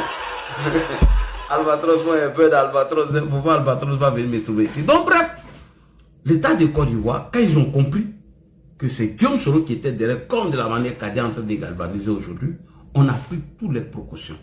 D'abord, nous avons fait un premier communiqué du Conseil national de sécurité et on a expliqué la mission des 49 soldats.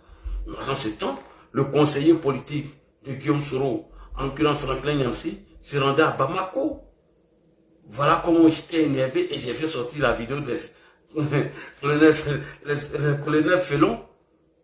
C'est moi qui j'ai publié la vidéo, il m'a même insulté, il a fait des caricatures sur mon. Bref, donc il se rendait là-bas pour amplifier cette affaire. Mais vous avez vu les activités des activistes sur les réseaux sociaux. Donc, après le Conseil national de sécurité, l'état-major a fait un communiqué pour expliquer la mission des soldats. Le ministre de la Défense, lorsqu'il a rencontré les parents des soldats, il a expliqué la mission de nos soldats au Mali. Et bref, il a fallu maintenant la médiation du Togo et Guillaume Soro, de son communiqué, où il a dit que Ford devait intervenir dans cette histoire, où il a désigné Ford comme le médiateur. J'ai ce communiqué, j'attends les Soro. S'il dit que c'est faux, il fait la va. Il faut sortir le premier communiqué de Guillaume Soro après l'arrestation des soldats. Donc bref, l'État ivoirien a envoyé une délégation au Mali. Voilà comment on a géré la situation avec le Mali. Parce qu'on savait qui était derrière. Et le conseiller politique de Guillaume Soro nous a expliqué, que je vais revenir dessus tout à l'heure. Donc, toutes ces crises que vous voyez entre nous et ces pays, et on veut faire avaler à l'opinion nationale et internationale qu'Alassane Ouattara est le mal de l'Afrique de l'Ouest et qu'il est en conflit avec tous les pays de l'AES, mais c'est archi faux. C'est Guillaume Soro qui en parle. Donc, les kékés qu'on fait sur les réseaux sociaux, on attaque les Burkinabés, lui, il est content. Lui, c'est ce qu'il veut. Guillaume Soro a toujours prospéré dans le désordre. Mais Guillaume est content. On organise des panels où on appelle les experts, entre guillemets, l'Insan, qui a changé de bouche aujourd'hui. Est-ce que vous faites une confidence? La vidéo de Soule où il attaque les gars là, où il dit nous les Traoré, nous les temps. Mais c'est une vidéo de Instant que j'ai envoyée à Soule. Soule est sorti sans réfléchir. Sur la page de Maïmouna Kamara dit la guerre, il a fait 2 vidéos. C'est Instant qui a attaqué Soro. Mais aujourd'hui, eux tous se sont ralliés à Soro parce que pour eux, c'est Soro qui est la solution. Donc pour eux, c'est Khaled Yarasuba qui est la solution aujourd'hui. Donc bref, allons-y regarder la rencontre entre la délégation ivoirienne et la délégation malienne lors de la rencontre de Bamako. Et vous allez écouter le ministre de la Défense, M. Téné Brahima, qui te dit qu'il y a eu un malentendu entre nous et nos frères maliens. Et le ministre des Affaires étrangères du Mali, M. Ablaye Diop, parle des incidents malheureux. L'incident malheureux vient d'où? Franklin Nyamsi va vous expliquer comment ils ont réussi à mentir à Assimi Goïta, comment ils ont réussi à tromper Assimi Goïta, comme Kadé est en train de le faire aujourd'hui. Donc il faut tout dénoncer. C'est très important. Et n'oubliez pas, c'est un enfant de 86. Hein. Il vous a fait croire sur un panel que lui l'a assisté à comment on appelle, au Conseil des ministres en 2012. C'est archi faux. Il avait 26 ans. Est-ce qu'à 26 ans, Madame ou Monsieur Kadé Yarasuba pouvait même s'approcher de la salle de Conseil des ministres? Il est de 86. Je le mets au défi. Il me dit de publier sa date de naissance. Je publie tout. Je lui lance ce défi. Je diffuse tout. Il n'y a pas de problème. Bref, allons-y maintenant à Bamako. On va regarder la manipulation de Soro. Comment nous avons réussi à déjouer ce coup. Parce que la stratégie, c'était quoi?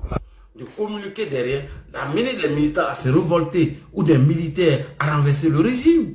Puisqu'on en fait croire qu'Alassane Ouattara a envoyé des mercenaires et que la mission n'a pas été officialisée et qu'on allait espionner Assimi Goïta et autres, que voilà, vous avez vu, vos amis se sont fait arrêter parce que Ouattara vous confie des missions qu'il ne vous dit pas publiquement. Eux, ils allaient maintenant rentrer en révolte et les Picheri Balais étaient en mission pour cette révolution qu'ils étaient en train de mener. Mais tout a échoué parce qu'on savait qui était en bas. C'est pourquoi vous voyez qu'on ne fait pas de conférence de presse pour s'adresser à Ibrahim, mais on leur répond au cours des conseils des ministres. Voilà, parce qu'on sait qui est derrière.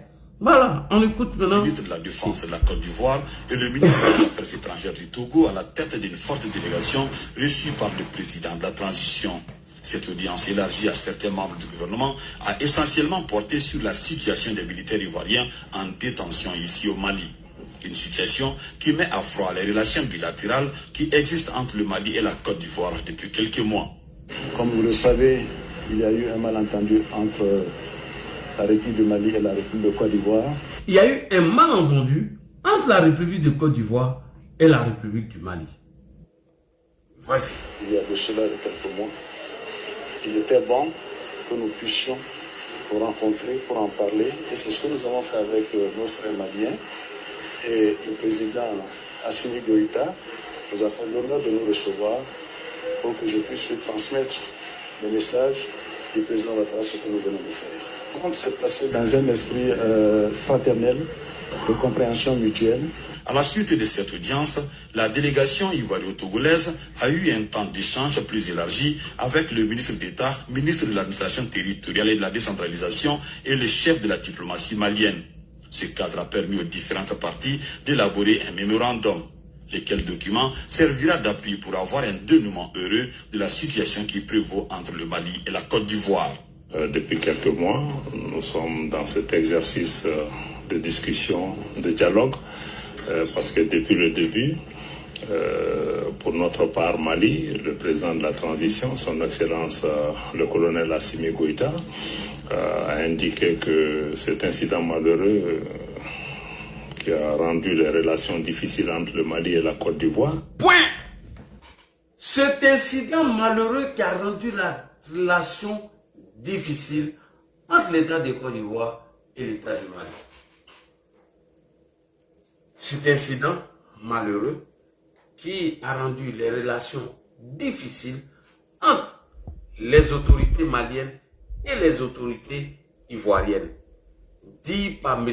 Abdoulaye Diop, le ministre des Affaires étrangères du Mali.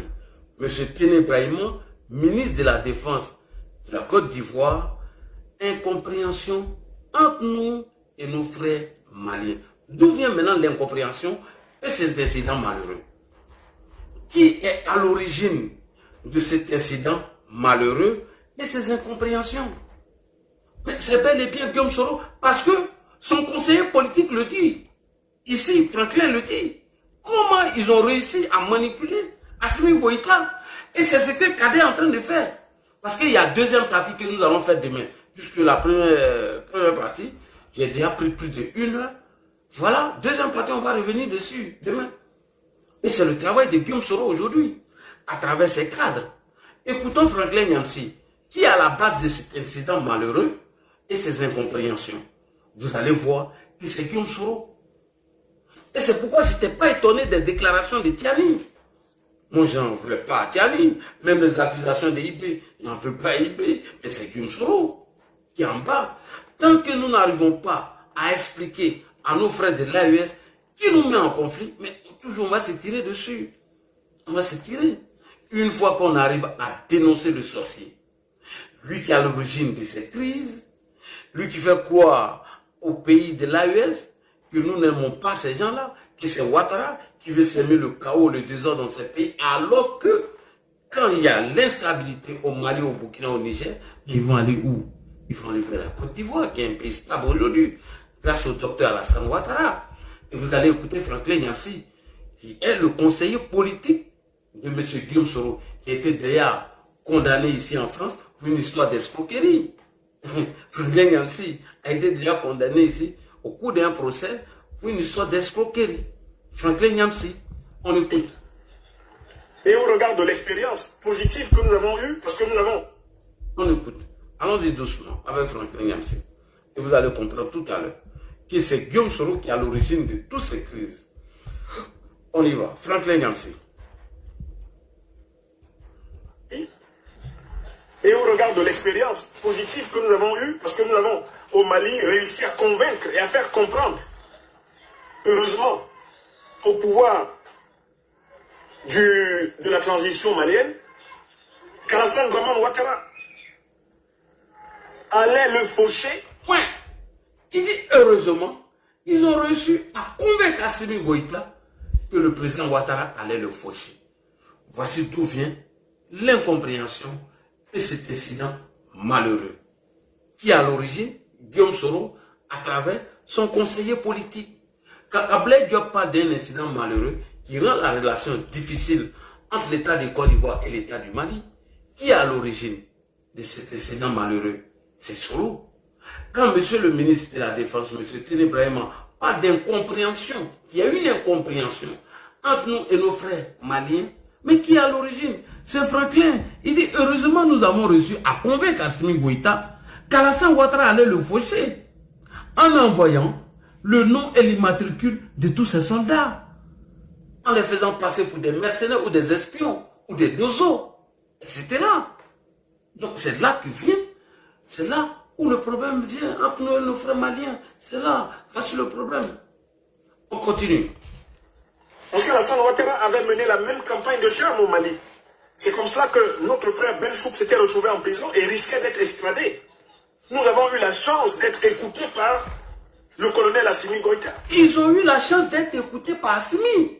Tous les balivernes, les mensonges que Kader Djarachouba, Franklin Nyamsi, et les billes, et les relais, les fake news balancés par Guillaume Soro et sa bande, ils ont réussi à convaincre Assimi Goïta. Voilà. Et Assimi les a écoutés. Le premier ministre Robert Kokola Maïga, qui ont fini par comprendre que leur ennemi juré était au sud de leurs frontières. Voilà. Celui qui était prêt à livrer tout le peuple malien à la disparition, à la guerre, à la mort, Alassane Ouattara. Il ne fallait surtout pas lui faire de passe. Il ne fallait surtout pas lui faire de passe. Et c'est précisément parce que la transition du Mali est chevillée au peuple malien qu'elle a fini par nous écouter et écouter le peuple malien. Qui lui disait, libérez ceux de nos frères qui résistent contre Ouattara, parce que Ouattara est contre le peuple malien. Donc, sans ce travail de conviction avec le Burkina, sans ce travail de conviction avec la Guinée, il est extrêmement important que tous les Africains qui sont en résistance contre les dictateurs ne mettent pas les pieds dans ces pays. Merci beaucoup. Donc, voilà d'où vient le problème de l'incident malheureux, incompréhension avec nos frères maliens. Nos chers frères et sœurs, nous venons d'analyser les premiers audios de M. Kader Diarra-Souba ou Mme Kader Diarra-Souba, un cadre du GPS, ce qui nous renforce encore, ce qui, c'est pas comment dire, ce qui m'amène encore à comprendre que Guillaume Soro n'a pas encore baissé la garde. Soyons vigilants. Vasco, soyons vigilants. Chères autorités de Côte d'Ivoire, ça c'est mon message pour conclure. Aujourd'hui, Guillaume Soro, à travers ses cadres, ont décidé de mener encore la lutte sur TikTok. Ils font des sorties à des heures tardives et nos relais arrivent à les capter. Ce qui nous amène à analyser la stratégie de Guillaume Soro et de vous dire ne baissez pas la garde. Soyez vigilants car avec Guillaume Soro, il ne faut jamais baisser la garde. C'est quelqu'un qui est très nuisible et très dangereux. Merci beaucoup, chers frères et sœurs. Je m'arrête là. Fasco, tu serais le premier albatros. Si Guillaume serait, toi, tu serais le premier albatros. Donc, vous tous qui avez insulté Soro là, apprêtez-vous, hein. Non, il y a un sujet qu'on va dire, t'inquiète pas. Il faut disparaître, hein, sinon là. Albatros n'est pas loin. Albatros n'est pas loin. Merci quand même pour le panel, non, mais bon, voilà. Moi, je pense que nous avons affaire à des plaisantins, à des comédiens qui vivent dans un monde pittoresque. Hein? Effectivement. Et n'oublie pas aussi les fake news qu'ils ont lancés dans 2 jours là, hein, pour Bitogo là. Ils sont dans ça encore. Ils vivent dans un monde pittoresque, c'est-à-dire qu'eux-mêmes, ils ont créé un monde qui est là, hein, dans lequel ils sont, et puis, en fait, eux-mêmes, ils se mentent à eux-mêmes. Mais c'est triste. C'est vraiment triste. Comment on peut se raconter des mensonges à soi-même, hein, pour... C'est-à-dire qu'on se conforte dans ça. On se conforte dans ça. Ça fait des décennies, ou bien même des décennies, vous êtes dans ça. Donc, Guillaume Soro, notre ancien Premier ministre, toi-même, tu es quitté dans ça, puis tu as rejoint, je vais dire, la vraie lutte. Mais peut-être que pour nous c'était la vraie lutte. Mais pour lui, peut-être que c'est un opportuniste. C'était un opportuniste qui voulait venir s'accaparer d'une lutte.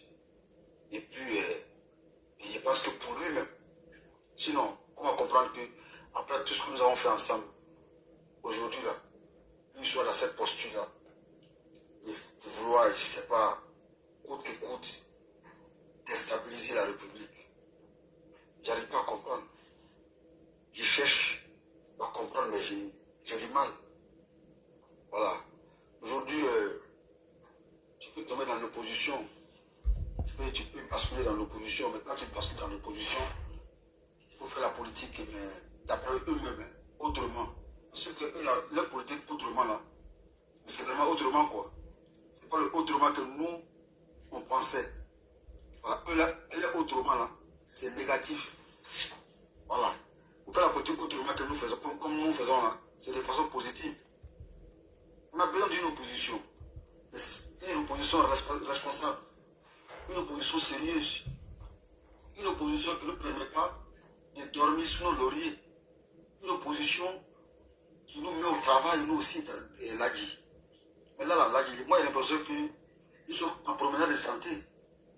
Nous, nous parlons. Parce qu'il n'y a rien en face. Après ce qu'on vient d'entendre là, est-ce qu'on peut les prendre au sérieux? Mais non du tout. Mais non du tout. Parce qu'il n'y a rien. Il n'y a pas de contenu. Des gens qui se mentent à eux-mêmes. Ils mentent à la population. On a découvert tous les deuils. Toi-même, là, tu les as déconstruits. Tous les deuils, là, tu as déconstruit toujours. Et heureusement que toi, tu les déconstruis. Et puis les jeunes gens travers ton panel, apprennent beaucoup de choses. Et cette pédagogie-là, franchement, moi, à chaque fois quand je monte, c'est pour te saluer. Parce qu'il faut sortir, il faut sortir du ténèbre. Il faut les envoyer à la lumière. Et quand tu poses un panel, et puis tu abordes tes thématiques, tu essaies de... Mais tu construis ces mensonges-là, cette propagande mensongère. Tu fais bien, tu fais bien.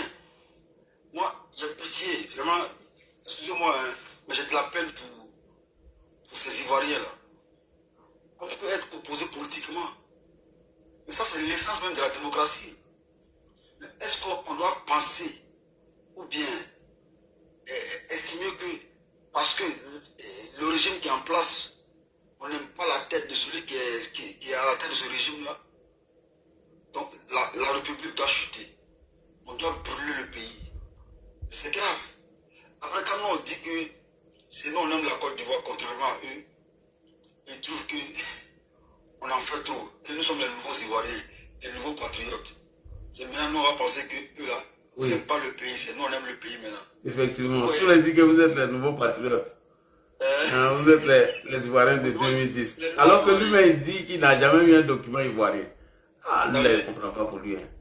Donc, c'est vraiment pathétique. Hein? Le mot me manque quand j'écoute souvent l'opposition ivoirienne. Voilà pourquoi je leur dis que le malheur du RADP ne peut venir que du RADP lui-même. Parce que le président de la République, à travers sa stratégie politique, là, a camé le pion à tous ses opposants. Il se parle tout seul. Et il l'a fait politiquement. Il n'a exclu personne. Il leur a donné la latitude de s'exprimer, de mettre en place eux aussi leur stratégie. Mais comme ils sont aveuglés, ils ont perdu toute lucidité à cause de la haine. Parce que la haine, c'est un mauvais sentiment, hein, la haine que tu vois là, ça te fait perdre, je vais dire, la lucidité. Ça te fait perdre la raison. Et c'est grave. Et donc là, en tout cas, on va continuer à sensibiliser la jeunesse. On va continuer à conscientiser cette jeunesse-là, afin qu'elle puisse comprendre que le meilleur choix en Côte d'Ivoire, là, c'est bel et bien Alassane Ouattara, son excellence, et son RADP, le plus grand parti et le meilleur parti politique dans l'histoire de la Côte d'Ivoire. Ça là, c'est pas un débat. RADP là, c'est que le RADP est en train de faire en Côte d'Ivoire. Il pense pas, excusez-moi, PDCI, excusez-moi, c'est que le PDCI a fait son combat. Ça c'est une autre époque. Mais avec ce qu'on voit aujourd'hui avec le RADP, c'est le meilleur parti politique que la Côte d'Ivoire n'ait jamais connu. Et puis il faut voir aujourd'hui, avec l'avènement de la libération, hein, à partir de la grâce présidentielle accordée à Mamadou Awa Gassama, déjà tu vois l'excellentissime président qui est le président de la République de Côte d'Ivoire. Il a pleuré même tout ça là. Tu vois ce vieux-là, qui a passé son temps à jeter en pâture notre champion, qui a passé son temps à vilipender notre champion. Aujourd'hui là, lui-même il sort et puis fait un témoignage poignant, un témoignage extraordinaire. Tu vois plus. Voilà. Le président de la République, il n'est pas dans l'émotion. C'est-à-dire qu'il sait faire la part des choses. Et puis quand il fait quelque chose, il le fait très très très bien. Regarde Gassama, il rentre en Kaba, mais de façon bizarre, quand il sort là, il est déjà on dirait qu'il est... Je te jure, il dit lui d'abasser tout ça là, quand lui il est rentré malade, il était guéri. C'est la même chose. Et puis lui là, c'est pas Kaba, hein? Il était pas en Kaba. Il était à l'hôpital, il a été bien soigné, il est sorti de l'hôpital. Tous ces bobos là, lui-même, c'est pas moi qui ai dit, hein? Ils sont en train d'inventer quelque chose.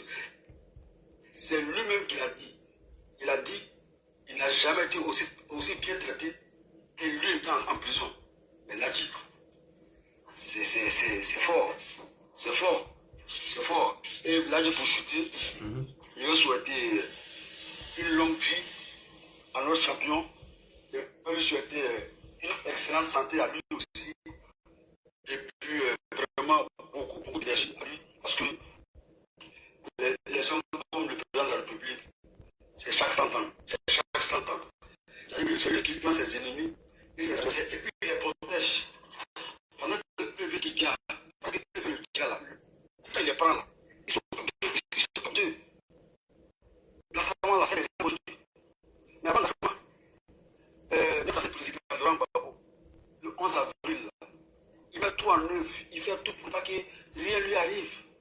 il fait tout pour qu'il soit protégé, lui et sa famille. Et Gbagbo, notre ancien président, il est pris, mais on l'envoie au golf, on s'occupe bien de lui. On lui offre un procès. Mais que lui, son régime là,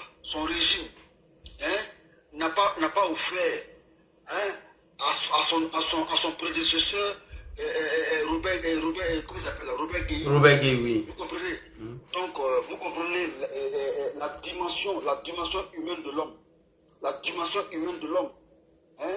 Donc là, c'est une chance pour la Côte d'Ivoire d'avoir un président de la République à la personne de son excellence, M. Alassane Ouattara. C'est une chance énorme, c'est une grâce.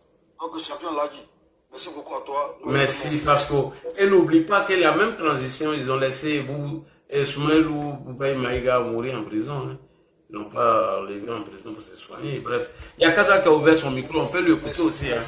Ça, je ne vois plus. Bonsoir, Kaza. On peut écouter. Kaza n'a pas attendre, il vient de monter. Comment tu vas? Bien, toi, Kaza. Tu sais même pas si Kaza même là. Kaza et nous, c'est la même famille, hein, c'est le même RHDP. C'est même pas si demain il vient au RHDP. Il n'a qu'à s'assumer. Moi, je l'appelle à s'assumer. Parce que jusqu'à présent, il ne s'assume pas et moi, ça m'énerve. Il m'énerve. Non, mais c'est à nous de le rassurer. C'est à nous de rassurer Kaza. Là, il faut donner la parole à la seule femme. Rassurez-le, c'est pas grave. C'est pas grave. Fais ton micro. Arrête. Attends, on va donner la parole à la chose générale. Quoi là? Où est la femme là même? C'est qui est en bas là? Il y a une femme en haut, terrain de Bruni là. Faut lui donner la parole. Terre de Bruni, on va faire. Terre de Bruni. Moi, je t'ai dit en 2030 là. Moi, Kaza et même Kevin Tia, on va emmener capable le candidat du RHDP en 2030. Faut regarder ça. Inch'Allah.